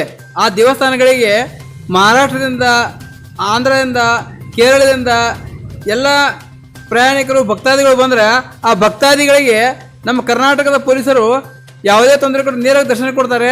ಜೊತೆಗೆ ಅವರಿಗೆ ಮುಕ್ತವಾಗಿ ಅವಕಾಶ ಕೊಡ್ತಾರೆ. ಅದೇ ನಾವು ಮಹಾರಾಷ್ಟ್ರಕ್ಕೆ ಹೋಗಲಿ, ಆಂಧ್ರಕ್ಕೆ ಹೋಗಲಿ, ಕೇರಳಕ್ಕೆ ಹೋಗಲಿ, ನಮ್ಮ ಯಾವುದೋ ಒಂದು ಕೆಲಸ ಸುಳಿತ ಆಗೋದಿಲ್ಲ. ಪ್ರತಿಯೊಂದಕ್ಕೂ ಹೆಜ್ಜೆ ಹೆಜ್ಜೆಗೂ ತೊಂದರೆ ಕೊಡ್ತಾರೆ. ಜೊತೆಗೆ ನಾ ಹೇಳೋದು ಇನ್ನೊಂದು ವಿಷಯ ಅಂದರೆ, ಈ ಮುದ್ರಣ ಮಾಧ್ಯಮ, ಪತ್ರಿಕಾ ಮಾಧ್ಯಮದಲ್ಲಿ ನಮ್ಮ ಬೆಳಗಾವಿ ಜಿಲ್ಲೆ ಕರ್ನಾಟಕದ ಪತ್ರಿಕೆಗಳಿವೆ. ಕನ್ನಡ ಭಾಷೆಯನ್ನು ಬೆಳೆಸ್ತಕ್ಕಂತಹ ಪತ್ರಿಕೆಗಳು ಸಾಕಷ್ಟಿವೆ. ಜೊತೆಗೆ ಮರಾಠಿ ಪತ್ರಿಕೆಗಳು ಅಥವಾ ಆ ಕಡೆ ನಮ್ಮ ದಕ್ಷಿಣ ಕರ್ನಾಟಕದಲ್ಲಿ ತೆಲುಗು, ತಮಿಳು ಇರ್ಬೋದು. ಆ ಪತ್ರಿಕೆಗಳಿಗೆ ಈ ಕರ್ನಾಟಕ ಸರ್ಕಾರದ ಜಾಹೀರಾತುಗಳನ್ನು ಕೊಡ್ತಕ್ಕಂಥದ್ದನ್ನು ಬಂದ್ ಮಾಡಬೇಕು ಅಂತ ನಮ್ಮ ಕನ್ನಡ ಸಂಘಟನೆ ಪರವಾಗಿ ಒತ್ತಾಯ ಮಾಡ್ತಾ ಇದ್ದೇವೆ. ಯಾಕಂದರೆ ಈ ತರುಣ ಭಾರತ ತಗೋರಿ, ತರುಣ ಭಾರತದಲ್ಲಿ ಸ್ಪಷ್ಟ ಹೇಳ್ತಾರೆ, ಅವರು ಕನ್ನಡಿಗ ಗುಂಡ, ಕನ್ನಡಿಗಂತ ಗುಂಡಾನ ಅಂತ ಹೇಳ್ತಾರೆ. ಕನ್ನಡಿಗರು ಗುಂಡಾಗಳು, ಕನ್ನಡ ಗುಂಡಾಗಿರಿ ಅಂತ ಬರೀತಾರೆ. ಜೊತೆ ಕರ್ನಾಟಕ ಸರ್ಕಾರವನ್ನು ಧಿಕ್ಕಾರ ಮಾಡಿ ಡೈಲಿ ಬರೀತಾರೆ ಅವರು ಪತ್ರಕರ್ತರು. ಆ ತರುಣ ಭಾರತ ಸ್ವತಃ ನಮ್ಮ ಕಿರಣ್ ಠಾಕೂರ್ ಆ ಸಂಪಾದಕ ಏನಿದ್ರು ಕರ್ನಾಟಕದಿಂದ ಪದ್ಮಭೂಷಣ ಪ್ರಶಸ್ತಿ ತಗೋತಾರೆ, ಪದ್ಮಶ್ರೀ ಪ್ರಶಸ್ತಿ ತಗೋತಾರೆ. ಜೊತೆಗೆ ಪೇಪರ್ ಜಾಹೀರಾತು ಅವರಿಗೆ ಕೊಡ್ತಾರೆ. ನಮ್ಮ ಸಂಘಟನೆ ಒತ್ತಾಯ ಅಂದರೆ, ಯಾರು ಕನ್ನಡ ಭಾಷೆಯನ್ನು, ಕರ್ನಾಟಕ ಸರ್ಕಾರವನ್ನು ಧಿಕ್ಕಾರ ಮಾಡ್ತಾರೆ ಆ ವ್ಯಕ್ತಿಗಳಿಗೆ ನಮ್ಮ ಕರ್ನಾಟಕ ಸರ್ಕಾರದ ಯಾವುದೇ ಜಾಹೀರಾತನ್ನು ಕೊಡಬಾರ್ದು. ಲಕ್ಷಗಟ್ಟಲೆ ಬಿಲ್ ಬರ್ತವೆ. ನಮ್ಮ ರಾಜಕಾರಣಿಗೂ ಕೂಡ ಅವ್ರಿಗೆ ಲಕ್ಷಗಟ್ಟಲೆ ಬಿಲ್ಲು, ಪೇಪರ್ ಬಿಲ್ ಕೊಡ್ತಾರೆ ಅಥವಾ ಜೊತೆ ಜಾಹೀರಾತು ಕೊಡ್ತಾರೆ. ಈ ಕರ್ನಾಟಕ ಸರ್ಕಾರದ್ದು ಮುಖ್ಯಮಂತ್ರಿಗಳು ಠರಾವ್ ಮಾಡಬೇಕು. ಕರ್ನಾಟಕ ಸರ್ಕಾರವನ್ನು ಯಾರು ವಿರೋಧ ಮಾಡ್ತಾರೆ, ಕರ್ನಾಟಕ ನೀತಿ ವಿರೋಧ ಮಾಡ್ತಾರೆ, ನಮ್ಮ ಮಂತ್ರಿಗಳನ್ನ, ನಮ್ಮ ಶಾಸಕರನ್ನ, ನಮ್ಮ ಅಧಿಕಾರಿಗಳನ್ನ ತುಚ್ಛವಾಗಿ ನೋಡಿ ಪತ್ರಿಕೆ ಪ್ರಿಂಟ್ ಮಾಡ್ತಾರೆ. ಅಂಥ ಪತ್ರಿಕೆಗಳಿಗೆ ಸರ್ಕಾರಿ ಜಾಹೀರಾತನ್ನು ಕೊಡತಕ್ಕಂಥ ಕೆಲಸವನ್ನು ಇವರು ಬಂದ್ ಮಾಡಬೇಕು. ನಿಜವಾಗಿ ಸ್ವಾಭಿಮಾನವಿದ್ದ ರಾಜಕಾರಣಿಗಳು ಅಥವಾ ಸ್ವಾಭಿಮಾನದ ಮುಖ್ಯಮಂತ್ರಿಗಳು ಅಧಿಕಾರ ಇದ್ದರೆ ಆ ಅಧಿಕಾರಿಗಳು ಹೆಲ್ಪ್ ಮಾಡಬೇಕು. ಕನ್ನಡಿಗರು ನೋಡಿ ಒಂದು ವಾರಪತ್ರಿಕೆ ಬದುಕಬೇಕಂದ್ರೆ ಒಂದು ತ್ರಾಸು ಹೋಗ್ತಾ ಇದ್ದಾರೆ. ದಿನಪತ್ರಿಕೆ ನಡೆಸೋದು ಕಠಿಣ ಇದೆ. ಅಂಥದ್ರಲ್ಲಿ ಈ ಮರಾಠಿ ಪತ್ರಿಕೆಗಳು ಅಕ್ಟೋಬರ್ದಿಂದ ಡಿಸೆಂಬರ್ವರೆಗೆ ವರ್ಷ ಪೂರ್ತಿ ಕನ್ನಡಿಗರನ್ನ ಬೈಯುವ ಕೆಲಸ ಮಾಡ್ತಾರೆ. ಜೊತೆಗೆ ಕರ್ನಾಟಕ ಸರ್ಕಾರವನ್ನು ಒಂದು ನಮ್ಮ ಅನ್ಯಾಯ ಮಾಡ್ತದೆ, ಸಣ್ಣಗೆ ನುಡಿಸಿಕೊಟ್ರು ಕರ್ನಾಟಕ ಅನ್ಯಾಯ ಮಾಡ್ತದೆ ಅಂತ ಹೋರಾಟ ಮಾಡ್ತಾರೆ. ಅಂತಹ ಪತ್ರಿಕೆಗಳಿಗೆ ಜಾಹೀರಾತನ್ನು ಕೊಡದೆ ಕರ್ನಾಟಕವನ್ನು ಪೋಷಿಸುವ, ಕನ್ನಡ ಬೆಳೆಸುವ ಪತ್ರಿಕೆಗಳಿಗೆ ನಾವು ಜಾಹೀರಾತು ಕೊಟ್ಟರೆ ನಮ್ಮ ಕನ್ನಡ ಸಂಘಟನೆ, ಕರ್ನಾಟಕ ಉದ್ಧಾರ ಆಗ್ತದೆ ಅಂತ ಹೇಳುತ್ತಾ ಈ ನ್ಯೂಸ್ ನಂಬರ್ 1 ಚಾನಲ್ಗೆ ಧನ್ಯವಾದ ಹೇಳ್ತಾ ಇದ್ದೇವೆ. ಜೈ ಹಿಂದ್, ಜೈ ಕರ್ನಾಟಕ. ಮೊದಲನೇದಾಗಿ ನಂಬರ್ 1 ಚಾನೆಲ್ ಸಂಪಾದಕರಾದ ಸೈಯದ್ ಅವ್ರ ಸಾಹೇಬರಿಗೆ ನಾವು ಮೊದಲನೇದಾಗಿ ಕರ್ನಾಟಕ ಯುವಸೇನೆ ಪರವಾಗಿ ಧನ್ಯವಾದ ತಿಳಿಸುತ್ತೇನೆ. ಇವತ್ತು ಇಲ್ಲಿ ಕರೆದಂಥ ಕನ್ನಡ ಪರ ಸಂಘಟನೆಗಳ ವೇದಿಕೆಯನ್ನು ಹಮ್ಮಿಕೊಂಡಿದ್ದ ಒಂದು ಸಭೆಯನ್ನು ನಾನು ಹೇಳಲು ಬಯಸುವುದೇನೆಂದರೆ, ಮಹಾರಾಷ್ಟ್ರದಲ್ಲಿ ಯಾಕೆ ನಮ್ಮ ಮೇಲೆ ದಬ್ಬಾಳಿಕೆ ಮಾಡ್ತಿದೆ? ಈ ರಾಜಕೀಯದವ್ರು ಏನು ಕಣ್ಣು ಮುಚ್ಕೊಂಡು ಕುಳಿತಿದ್ದಾರಾ? ರಾಜಕೀಯ ಒಂದು ತಮ್ಮ ಮಕ್ಕಳು ಎಲ್ಲಿ ಹೋಗ್ಬೇಕಾದ್ರೆ ಅವ್ರಿಗೆ ಯಾರು ಕೈ ಮಾಡಲ್ಲ, ಏನು ಮಾಡಲ್ಲ. ಅದೇ ನಮ್ಮ ಕನ್ನಡಿಗರಾಗಲಿ ಒಬ್ಬ ರೈತ ಆದ್ರೆ ಅವ್ರ ಮೇಲೆ ದಬ್ಬಾಳಿಕೆ ಮಾಡ್ತಾರೆ. ದಬ್ಬಾಳಿಕೆದಿಂದನೂ ಒಂದು ಹೆಚ್ಚಿನ ಒಂದು, ಈಗ ಆ್ಯಕ್ಚುಲಿ ನಾವು ಎಕ್ಸಾಂಪಲ್ ಹೇಳ್ತಾನೆ, ಈಗ ಕರ್ನಾಟಕ ಆಲ್ಟೋದವರು ನಾವು ಮಹಾರಾಷ್ಟ್ರಕ್ಕೆ ಹೋಗ್ಬೇಕಾದ್ರೆ ಡೈಲಿ ಒಂದು ದಿವಸದ ಮೇಲೆ ಒಂದು ಟ್ಯಾಕ್ಸ್ ತುಂಬಬೇಕು. ನಾವು ಎಲ್ಲಿ ಹೋಗ್ಬೇಕು, ಗೋವಾ ರಾಜ್ಯಕ್ಕಾಗಲಿ, ಒಂದು ಮಹಾರಾಷ್ಟ್ರಕ್ಕಾಗಲಿ, ಕೇರಳ ಆಗಲಿ, ಆಂಧ್ರಕ್ಕಾಗಲಿ ಪ್ರತಿಯೊಂದು ಟ್ಯಾಕ್ಸ್ ತುಂಬಲೇಬೇಕು. ಆ ಟ್ಯಾಕ್ಸ್ ತುಂಬಲಿಗೆ ಅವ್ರು ಯಾಕೆ ತುಂಬಿ ನಮ್ಮ ಕರ್ನಾಟಕ ಯಾಕೆ ಬರೋದಲ್ಲ? ಇದಕ್ಕೋಸ್ಕರ ನಮ್ಮ ಅಧಿಕಾರಿಗಳು ನಿರ್ಲಕ್ಷ್ಯ ಕಾರಣ, ನಮ್ಮ ಕರ್ನಾಟಕ ಸರ್ಕಾರ ನಿರ್ಲಕ್ಷ್ಯ ಕಾರಣ ನಾವು ಪ್ರತಿಯೊಂದು ದೇವಸ್ಥಾನ, ನಮ್ಮ ಪುಣ್ಯಕ್ಷೇತ್ರ ಶ್ರೀ ಯಲ್ಲಮ್ಮ ಸೌದತ್ತಿ ಯಲ್ಲಮ್ಮ ದೇವಸ್ಥಾನಕ್ಕೆ ನಮ್ಮ ಸ್ವಾಭಿಮಾನ ಬಣ ಇದೆ ಕನ್ನಡಿಗರ ಮೇಲೆ. ನಮ್ಮ ಕನ್ನಡಿಗರು ಅವ್ರ ಮೇಲೆ ಸ್ವಾಭಿಮಾನ ಇದೆ. ಸ್ವಾಗತವನ್ನು ಬಯಸ್ತೇವೆ, ಅದರ ಸ್ವಾಗತ ಬಯಸ್ತೇವೆ, ಕುಡಿಲಿಕ್ಕೆ ನೀರು ಕೊಡ್ತೀವಿ, ಅವ್ರು ಎಲ್ಲ ವ್ಯವಸ್ಥೆ ಮಾಡ್ತೀವಿ. ನಾವು ಇಲ್ಲಿ ಬಂದು ನಮ್ಮ ಕನ್ನಡಿಗರಿಗಾಗಲಿ, ಮಹಾರಾಷ್ಟ್ರದಲ್ಲಿ ಯಾವುದೇ ದೇವಸ್ಥಾನಕ್ಕಾಗಲಿ ಏನೋ ಹೋದರೆ ಅಲ್ಲಿ ಯಾಕೆ ವ್ಯವಸ್ಥೆ ಮಾಡಲ್ಲ? ಇದಕ್ಕೆ ನೇರ ಹೊಣೆ ಅಂದರೆ ನಮ್ಮ ರಾಜ್ಯ ಸರ್ಕಾರ ನೇರ ಹೊಣೆ. ಮತ್ತು ಇನ್ನೊಂದೇನೆಂದರೆ, ಪ್ರತಿಯಲ್ಲಿ ನಮ್ಮ ಘಟಪ್ರಭಾ ಆಗಲಿ, ಬೆಳಗಾವಿ ಆಗಲಿ, ಇಡೀ ರಾಜ್ಯದ ಇವತ್ತು BBM ಆಯುಕ್ತ ಬೆಂಗಳೂರಲ್ಲಿ ಒಂದು ಆದೇಶ ಹೊರಡಿಸಿದ್ದಾರೆ. ಅವರಿಗೆ ನಾವು ಧನ್ಯವಾದ ತಿಳಿಸುತ್ತೇನೆ. ಆದೇಶ ಏನಂದರೆ, ಬರೋ ನವೆಂಬರ್ 1 ಪ್ರತಿ ಅಂಗಡಿ ಮೇಲೆ ಕನ್ನಡ ನಾಮಫಲಕನ್ನು ಇರಬೇಕು. ಇಲ್ಲ ಅಂದರೆ ಅದು ಇರುವಂಥ ಒಂದು ಟ್ರೇಡಿಂಗ್ ಲೈಸೆನ್ಸ್ ಅನ್ನು ರದ್ದುಗೊಳಿಸ್ತಾರೆ. ಅದು ಆದೇಶ ಮಾಡಿದ್ದಾರೆ. ಇವತ್ತು ಆದೇಶ ಮಾಡಿದ್ದಾರೆ. ಮಧ್ಯಾಹ್ನ 2 ಗಂಟೆಗೆ ಅವರು BBM ಆಯುಕ್ತರು ಒಂದು ಆದೇಶ ಹೊರಡಿಸಿದ್ದಾರೆ. ಆ ಆದೇಶಕ್ಕೆ ನಾವು ಒಂದು ಸ್ವಾಗತ ಬೆಳೆಸೋದು. ಅದೇ ರೀತಿ ಇಡೀ ಕರ್ನಾಟಕ ಎಲ್ಲ ಆಗಬೇಕು, ಪ್ರತಿ ಜಿಲ್ಲೆದಾಗ ಆಗಬೇಕು, ಪ್ರತಿ ಗ್ರಾಮದಲ್ಲಿ ಆಗಬೇಕು, ಪ್ರತಿ ಒಂದು ತಾಲೂಕಿನಲ್ಲಿ ಒಂದು ಕನ್ನಡಿಗರ ಒಂದು ಏನು ರುಚಿ ಅನ್ನೋದು ತಿಳಿಸ್ಬೇಕು. ಬೇರೆ ರಾಜ್ಯದಿಂದ ಬಂದು ಇಲ್ಲಿ ಮಹಾರಾಷ್ಟ್ರ MH ಒಂದು ಒಂದು ಇಂಗ್ಲೀಷಲ್ಲಿ ಬೋರ್ಡ್ ಹಾಕ್ತಾರೆ, ಅದಕ್ಕೆ ವಿರೋಧ ಇದೆ ನಮ್ಮದು. ಅದಕ್ಕೋಸ್ಕರ ಒಂದು ಪಟ್ಟಣ ಪಂಚಾಯತ್ ಆಗಲಿ, ಒಂದು ಮುಖ್ಯ ಪುರಸಭೆ ಆಗಲಿ, ಒಂದು ಒಳ್ಳೆಯ ಅಧಿಕಾರಿಗಳ ಮುಖಾಂತರ ಅದು ಬೋರ್ಡ್ಗಳು ತೆಗಿಸ್ಬೇಕು. ಈ ಬರೋ ನವೆಂಬರ್ 1ನೇ ತಾರೀಕು ಅದು ಬೋರ್ಡ್ಗಳು ತೆಗೆದು ಹಾಕಿ ಒಂದು ಕನ್ನಡ ನಾಮಫಲಕ ಹಾಕಬೇಕು. ಆ ನಾಮಫಲಕ ಯಾರು ಹಾಕಲಾಗೆ ಅವರಿಗೊಂದು ಲೈಸೆನ್ಸನ್ನು ರದ್ದುಗೊಳಿಸಬೇಕೆಂದು ನಾವು ಈ ವೇದಿಕೆ ಮುಖಾಂತರ ನಾನು ತಿಳಿಸುತ್ತೇನೆ. ಜಯ ಕರ್ನಾಟಕ ಸೇನೆಯ ರಾಜ್ಯಾಧ್ಯಕ್ಷರಾದ ಬಸವರಾಜ್ ಪಟ್ಟಣ ಶೆಟ್ಟಿ ಸರ್ ನಮ್ಮ ಜೊತೆಲಿದ್ದಾರೆ. ಸರ್, ನಿಮಗೊಂದು ಪ್ರಶ್ನೆ. ಈಗಾಗಲೇ ಬಿಜೆಪಿಯ ಹಿರಿಯ ಶಾಸಕರಾದಂಥ ಉಮೇಶ ಕಟ್ಟಿಯವರು ಪ್ರತ್ಯೇಕ ರಾಜ್ಯದ ಕೂಗವನ್ನು ಎಬ್ಬಿಸಿದ್ದಾರೆ. ಇದಕ್ಕೆ ನಿಮ್ಮ ನಿಲುವು ಏನು ಸರ್? ಈ ಬಗ್ಗೆ ಅವರು ಮಾತನಾಡಲಿಕ್ಕೆ ಭಾಳ ದಿವಸ ಆಯಿತು ಅಥವಾ ಭಾಳ ವರ್ಷಗಳಾಯಿತು. ಅವರು ತಪ್ಪಂತ ನಾ ಹೇಳೋದಿಲ್ಲ. ಇವತ್ತಿನ ಕನ್ನಡ ಸ್ಥಿತಿಗೆ ಬಹುಶಃ ಬೇರೆ ಯಾರು ಕಾರಣ ಇಲ್ಲ, ನಾವೇ ಕಾರಣರು. ಬಹುಶಃ ಕನ್ನಡಿಗರಷ್ಟು ಅಭಿಮಾನಿಹೀನರು ಬೇರೆ ಯಾರೂ ಇಲ್ಲ. ಇಲ್ಲೇ ನೋಡ್ರಿ, ಸಂಕೇಶ್ವರಕ್ಕೆ ಹೋಗ್ರಿ, ಕನ್ನಡ ಮರಾಠಿ ಎರಡೂ ಇಲ್ಲಿ ನಾಮಫಲಕ ಅಂತಾವೆ. ಪಕ್ಕದಲ್ಲೇ ಗಡಿಂಗ್ಲಸ್ಗೆ ಹೋಗ್ರಿ, ಒಂದೇ ಒಂದು ಕನ್ನಡ ನಿಮ್ಮ ನಾಮಫಲಕ ಕಾಣೋದಿಲ್ಲ. ಅಲ್ಲಿ ಕನ್ನಡಿಗರು ಭಾಳ ಜನ ಇದ್ದಾರೆ. ಅಲ್ಲೇ ವೀರಶೈವ ಬ್ಯಾಂಕ್ ಐತಿ, ನಮ್ಮ ಪುಣ್ಯಾತ್ಮ ವೀರಶೈವ ಬ್ಯಾಂಕಿನವ್ರು ಕನ್ನಡದಾಗ ನಾಮಫಲಕ ಬರೆಯಾಕ್ಸೋ ಅನಿಸ್ತಾರೆ. ಇಲ್ಲಿ ಬೇಕಾದಂಗೆ ಘಟಪ್ರವಾಹ ಬೇಕಾದಲ್ಲಿ ಒಂದು ಮರಾಠಿ ಇರ್ತದೆ. ಇದು ಇಡೀ ಗಡಿಗೆಲ್ಲ ಅನ್ನಿಸ್ತೈತಿ. ಮಂಗಳೂರಿಗೆ ಹೋಗ್ರಿ, ಕಾಸರಗೋಡು ಅನ್ರಿ, ಇಡೀ ಕರ್ನಾಟಕದ ಗಡಿ ತುಂಬ ಪಕ್ಕದ ರಾಜ್ಯದ ಪ್ರಭಾವ, ಸಾಕಷ್ಟು ಪ್ರಭಾವ ಬೀರೈತೆ. ಯಾಕಂದ್ರೆ ನಮಗೆ ಒಂದು ಡಿಮಾಂಡ್, ನಾವು ಮರಾಠಿ ಒಳಗೆ ಮಾತಾಡ್ತಾನೆ, ನಾವು ಉರ್ದು ಮಾತಾಡ್ತಾನೆ, ನಾವು ತೆಲುಗಿನಾಗ ಮಾತಾಡ್ತಾನೆ. ನಮಗೆ ಪ್ರತಿಷ್ಠೆ ಭಾಳ ಬೇಕು ನಮ್ಮ ಮಂದಿಗೆ, ಕನ್ನಡ ಬೆಳಿಬೇಕಂತಿಲ್ಲ. ಅವರೆಂಥ ಹುಚ್ಚರಂತಾನ ಆಲೂರು ವೆಂಕಟರಾಯರು, ಕನ್ನಡದ ಕುಲಪುರಿಯದ ಆಲೂರು ವೆಂಕಟರಾಯರಾಗಲಿ, BM ಶ್ರೀಕಂಠ ಬರಿಗಾಲಿನಾಗ ಅಡ್ಡಾಡಿದ್ರು ಅವರು ಕನ್ನಡ ಕಟ್ಟಲಿಕ್ಕೆ. ಡಾಕ್ಟರ್ ರಾಜ್ಕುಮಾರ್ ಆಯ್ತು, ಅಣಕ್ರ ತರಾಸು, ಒಬ್ಬರು ಕನ್ನಡಕ್ಕಾಗಿ ಭಾಳ ಹೋರಾಟ ಮಾಡಿದ್ದಾರೆ ಅವರ. ಆದ್ರೆ ನಮಗೇನಾಗಿದೆ ಕೇಳಿದ್ರು, ಶಾಲಾಕೊಂದು ನಾವು ಕನ್ನಡ ಪ್ರೇಮಿ ಆಗೋದಿಲ್ಲ. ಇದು ಕ್ಯಾವೆ ಭೇಟಿ ತೊಟ್ಟ ತಕ್ಷಣ ಸ್ವಾಮಿ ಆಗೋದಿಲ್ಲ, ಗಡ್ಡ ಬಿಟ್ಟ ತಕ್ಷಣ ಅವರು ಮೌಲ್ಯ ಆಗೋದಿಲ್ಲ. ಒಳಗಡೆ ಬೇಕು. ಅವರು ಪ್ರತಿನಿತ್ಯ ಭಕ್ತಿ ನಮಾಜ್ ಮಾಡಿದ್ರೆ ನಿಜ ಮೌಲ್ಯ ಹಾಕಾರ. ನಮ್ಮ ವೇಷಭೂಷಣ ಆಗೋದಿಲ್ಲ. ಅದೇ ರೀತಿ ನಾವು ಕೇಳಿದ್ರೆ ಹಾಕೊಂಡ್ರೆ ಕನ್ನಡ ಪ್ರೇಮಿ ಆಗೋದಿಲ್ಲ. ನಾವು ಎಷ್ಟು ಮಂದಿ ಕುವೆಂಪುರವ್ರು ಓದಿದ್ದೀವಿ, ಎಷ್ಟು ಮಂದಿ ಕಾರಂತರು ಓದಿದ್ದೀವಿ. ಕನ್ನಡ ಕಾದಂಬರಿ ಯಾರು ಓದ್ತಾರೆ ಇವತ್ತು? ತರಸನಕರು ಯಾರಿಗೆ ಗೊತ್ತದ?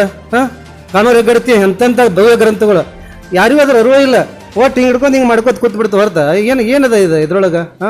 ಮೊದಲು ಅದಕ್ಕೆ ನಮ್ಮ ದಿವಂಗತ ಚಿತ್ರನಟ ಉದಯ್ ಕುಮಾರ್ ಅವರು ಮಾತು ಹೇಳಿದರು, ಅಪ್ಪ ಕನ್ನಡಿಗರ ನಿಮ್ಗೆ ಬುದ್ಧಿ ಹೇಳೋದು ಒಂದ ಯಾವುದಾರ ಕೆರೆ ಒಳಗೆ ಬಿದ್ಕೊಂಡು ಇದು ನಿಮ್ಮ ಬುದ್ಧಿ ಹೇಳೋದು ಒಂದ ಯಾವುದೋ ಒಂದು ದೇವ್ರಿಗೆ ಚಡ್ಡಿ ಹೊಲಿಸೋದು ಒಂದತ್ತೆ. ಯಾಕಂದ್ರೆ ಕಾಸರಗೋಡನ್ನ ಕೇಳಕ್ಕೆ ಕೊಡ್ರಿ, ಇನ್ನು ಕೋಲಾರ ತಮಿಳರಿಗೆ ಕೊಡ್ರಿ, ಬೆಳಗಾವಿನ ಮರಾಠಿಗರಿಗೆ ಕೊಡ್ರಿ, ಇನ್ನು ಅಲ್ಲೊಂದು ಇಲ್ಲೊಂದು ಉಳಿತಾವಲ್ಲ ತುರುವೇಕೆರೆ ಮಾವಿನಕೆರೆ ಅಂತ ಯಾವುದಾರ ಕೆರೆ ಒಳಗೆ ಬಿದ್ಕೊಂಡು ಪ್ರಾಣ ಬಿಟ್ಟು ಬಿಡುತ್ತೆ ಹೇರೋರು. ಇದು ಮನುಷ್ಯ ನೋವಾಕದ. ಯಾಕಂದ್ರೆ ನಾನು ಆಶ್ಚರ್ಯ ಅಂದ್ರೆ, ನಾನು ಕನ್ನಡ ಪ್ರೀತಿ ಕಲಿತದ್ದ ನಮ್ಮ ಮುಸ್ಲಿಂ ಸ್ನೇಹಿತರಿಂದ ಅಂದ್ರೆ ನೀವು ಆಶ್ಚರ್ಯ ಆಕೈತಿ. ನಾ ಪ್ರಪಂಚ ಪತ್ರಿಕೆಗಳಿಗೆ ಕತೆ ಬರಿತಾ ಇದ್ದೆ ಈಗ 30-40 ವರ್ಷದಿಂದ. ಪಾಟೀಲ್ ಪಟ್ಟಪ್ಪನವ್ರದ್ದು M ಜೀವನದ ದೊಡ್ಡ ಲೇಖಕರು, ಅವ್ರ ಹೆಸರು ಭಾಳ ಮಂದಿ ಗೊತ್ತಿಲ್ಲ. M ಜೀವನದ ಅವರೇ ಹೆಸರಿ ಪಾಟೀಲ್ ಪಟ್ಟಪ್ಪ M ಜೀವನವ್ರ ಪತ್ರಿಕೆ ನಡೆಸ್ತಾ ಇದ್ರು. ಅವ್ರು ಮುಸ್ಲಿಂ, ಯಾರೂ ನಂಬಕ್ಕಾಗಲ್ಲ. ಅವ್ರು ಕನ್ನಡ ಬಗ್ಗೆ ಇಷ್ಟೊಂದು ದಟ್ಟ ಅಭಿಮಾನ ಇತ್ತಲ್ಲ. ನನ್ನ ಕಾದಂಬರಿ ಪ್ರಕಟ ಆಗಿದ್ದಾಗ ಮೂಕ ಹಕ್ಕಿಯು ಹಾಡುತ್ತಿದೆ, ಮೂಕ ಹಕ್ಕಿಯು ನಕ್ಕಿತ್ತ ಅಥವಾ ಕಥೆಗಳ ಪ್ರಕಟ ಆದಾಗ ನಂಗೆ ಪ್ರಪಂಚ ಪತ್ರಿಕೆ ಕಳಿಸ್ತಿದ್ರು ಅವರು. ಅವ್ರ ವಿಳಾಸಂಗ ಬಸವರಾಜ್ ಪಟ್ಟಣ ಶೆಟ್ಟಿ, ಅಂಚೆ ಕಣಗಾವಿ, ತಾಲೂಕು ಗೋಕಾಕ್. ನಾವು ಇದೆಲ್ಲ ಪೋಸ್ಟ್ ಅದು ಬರಿತೀವಿ. ಅಂಥ ಒಬ್ಬರ ಧೀಮಂತ ಇದ್ರು ಅವರು. ಅವ್ರು ಸ್ವಾತಂತ್ರ್ಯ ಹೋರಾಟಗಾರರು ಇದ್ದರು. ಕಡೆಗೆ ಸ್ವಾತಂತ್ರ್ಯ ಹೋರಾಟಗಾರದವ್ರು ಮಾಶಾಸನ ತಗೊಲಿಲ್ಲ. ಅವರು ನನಗೆ ಗೌರ್ಮೆಂಟ್ ಭಿಕ್ಷೆ ಬೇಕಾಗಿಲ್ಲ ಅಂದ್ರೆ M ಜೀವನವ್ರು ಕಷ್ಟದೊಳಗೆ ಬದುಕಿದ್ರು. ಪ್ರತಿ ವರ್ಷ ಪಾಟೀಲ್ ಪಟ್ಟಪ್ಪನವ್ರಿಗೆ 2 ಶಲ್ಯ, 2 ಪಂಚೆ, 2 ಶರ್ಟ್ ಕೊಡ್ತಿದ್ರು. ಸ್ವಲ್ಪ ಪಗಾರ ಕಡಿಮೆ ಇತ್ತು. ಇವತ್ತು ಕಿತ್ತೂರು ಚೆನ್ನಮ್ಮ ಸರ್ಕಲ್ನ ಹುಬ್ಬಳ್ಳಿ ಹೋದಾಗ ಅದೇ ನಂಗೆ ಕಣ್ಮುಂದೆ ಬರ್ತದೆ. ಅದೆಲ್ಲ ಹೊರ ತೆಗೆದಾರೆ. ಈಗ ಕಿತ್ತೂರು ಚೆನ್ನಮ್ಮ ಸರ್ಕಲ್ ಪ್ರಪಂಚ ಪತ್ರಿಕೆ ಆಫೀಸ ಗಿಜಿಯಲ್ಲಿ ಪ್ಲಾಟ್ಫಾರ್ಮಲ್ಲಿ ಹೋಗ್ಬೇಕಾದ್ರೆ ಒಳಗಡೆ ಇದಾಗ M ಜೀವನ ಕಾಣ್ತಿದ್ರು. ಕಾಜಿನ ಕಪ್ಪಾಡ್ದಾಗ ಪಾಟೀಲ್ ಪಟ್ಟಪ್ಪನ ಸದಾ ಬರ್ಕೋತ್ ಕೂತಿರ್ತಿದ್ರು. ಅದೇ ಅಂದ್ರೆ ಇದಕ್ಕೆಲ್ಲ ಸಂಬಂಧಪಡ್ತದೆ ಸಾಹಿತ್ಯನು. ಅದಕ್ಕಾಗಿ ಅಂಥ ಧೀಮಂತರ ಕನ್ನಡ ಪಾಟೀಲ್ ಪಟ್ಟಪ್ಪನವ್ರ ಮಾತು ಯಾರು ಕೇಳ್ತಾರೆ? ನಮ್ಮ ಘಟಪ್ರಭಾದಲ್ಲಿ ಬೆಳಗಾವಿ ಜಿಲ್ಲೆಯೇ ಅಲ್ಲದೆ ಕರ್ನಾಟಕ ರಾಜ್ಯದ ಗಮನ ಸೆಳೆದಂತಹ ಘಟಪ್ರಭಾ ಅಂತ ಹೇಳ್ಬೋದು. ಯಾಕಂದರೆ ಘಟಪ್ರಭಾ ಅಂತ ಊರಲ್ಲಿ ನಾವು ಏನು JJK ಹಾಸ್ಪಿಟಲ್ ಹೇಳ್ತೀವಿ, KH ಹೇಳ್ತೀವಿ, ಸುಪ್ರಸಿದ್ಧ ಅಂತ ಹೇಳ್ತೇವೆ. ಜೊತೆಗೆ ಇಲ್ಲಿ ಆಲೂರು ವೆಂಕಟರಾಯರು ಬಂದೋಗಿದ್ದಾರೆ. KH ಹಾಸ್ಪಿಟಲ್ ಇದೆ, KB ವಿಭಾಗಕ್ಕೂ ಇಲ್ಲಿತ್ತು, GLBC ಆಫೀಸ್ ಇತ್ತು, GLBC 10 ಆಗಬೇಕಾಗಿತ್ತು. ಅಂಥ ಒಂದು ರಾಜ್ಯದ ಜನತೆಗೆ ಸುದ್ದಿ ಮುಟ್ಟಿಸುವಂಥ ಕೆಲಸವನ್ನು ನಮ್ಮ ನಂಬರ್ 1 ಚಾನಲ್ ಮಾಡ್ತಾ ಇದ್ದೀನಿ. ಹೇಳಿದೆ ಘಟಪ್ರಭಾ ಧ್ವನಿ ಮಾಡ್ತಾ ಇದ್ದೇವೆ. ಅದು ನಂಬರ್ 1 ಚಾನಲ್ ಕರ್ನಾಟಕದ ಘಟಪ್ರಭಾದ ಹೆಮ್ಮೆ ರಾಷ್ಟ್ರಕ್ಕೆ ಮುಟ್ಲಿ ಅಂತ ಹೇಳುತ್ತಾ ಸೈದವ್ರಿಗೆ ಧನ್ಯವಾದಗಳು. ನಂಬರ್ 1 ಚಾನಲ್ ಚೆನ್ನಾಗಿ ಕೆಲಸ ಮಾಡ್ತಾ ಇದೆ. ಇದೇ ರೀತಿ ಬೆಳವಣಿಗೆ ಆಗಲಿ ಅಂತ ಬೇಕೋತೀವಿ. ನಂಬರ್ 1 ಚಾನೆಲ್ ಚೆನ್ನಾಗಿ ಕೆಲಸ ಮಾಡ್ತಾ ಇದ್ದಾರೆ. ಭ್ರಷ್ಟಾಚಾರ ಅಧಿಕಾರಿಗಳನ್ನು ಬಡದು ಎಬ್ಬಿಸಿದ್ದಾರೆ. ಮತ್ತು ಅದೇ ರೀತಿಯಾಗಿ ಕನ್ನಡರಿಗೆ ಒಂದು ಶಕ್ತಿ ತುಂಬಿದ್ದಾರೆ. ಕನ್ನಡರಿಗೆ ಒಂದು ಹೋರಾಟಗ ಒಂದು ಬೆಂಬಲ ನಿಂತಿದ್ದಾರೆ. ಅವರಿಗೆ ತುಂಬ ನಾವು ಧನ್ಯವಾದ ತಿಳಿಸುತ್ತೇನೆ. ನಂಬರ್ 1 ಚಾನಲ್ಗೆ ಸ್ವಾಗತ. ಇನ್ನೂ ಹೆಚ್ಚಿನ ಪ್ರಮಾಣ ಬೆಳೀಲಿ, ಅದಕ್ಕೆಲ್ಲ ನಮ್ಮ ಸಂಘಟನೆ ಪರವಾಗಿ ನಾವು ಅದನ್ನು ಪರವಾಗಿದ್ದೀವಿ ಅಂತ ಹೇಳಕ್ಕೆ ನಾನು ಇಷ್ಟಪಡ್ತೀನಿ. ನಂಬರ್ 1 ಚಾನಲ್ ಈಗಾಗಲೇ ಉತ್ತಮ ವರದಿಗಳನ್ನು ಪ್ರಸಾರ ಮಾಡ್ತಾ ಇದೆ. ಇನ್ನೂ ಕೂಡ ರಾಜ್ಯ ಮಟ್ಟದಲ್ಲಿ ಒಂದು ಒಳ್ಳೆಯ ಶಕ್ತಿಯಾಗಿ ಒಂದು ನಂಬರ್ 1 ಚಾನಲ್ ಬಡ ಜನರಿಗೆ ಹಾಗೂ ಎಲ್ಲ ರಾಜ್ಯದ ಜನರಿಗೆ ಒಳ್ಳೆಯ ಸುದ್ದಿಗಳು ಕೊಡಲಿ ಅಂತ ಹಾರೈಸ್ತೇನೆ. ನಂಬರ್ 1 ಚಾನೆಲ್ ಒಂದು ಭ್ರಷ್ಟಾಚಾರದ ವಿರುದ್ಧವಾಗಿ ಇದೊಂದು ಚಾನೆಲ್ ಆಗಿದೆ. ಯಾಕಂದರೆ ಇದು ಇನ್ನೂ ಹೆಚ್ಚಾಗಿ ಬೆಳೆಯಲಿ ಎಂಬುದು ನನ್ನ ಅಭಿಪ್ರಾಯವಾಗಿದೆ. ನಂಬರ್ 1 ಚಾನಲ್ ಇನ್ನೂ ಮುಂದೆ ಬೆಳೆಯಲಿ ಅನ್ನೋದು ನಮ್ಮ ಅಭಿಪ್ರಾಯ. ನಂಬರ್ 1 ಚಾನಲ್ಗೆ ಧನ್ಯವಾದಗಳು.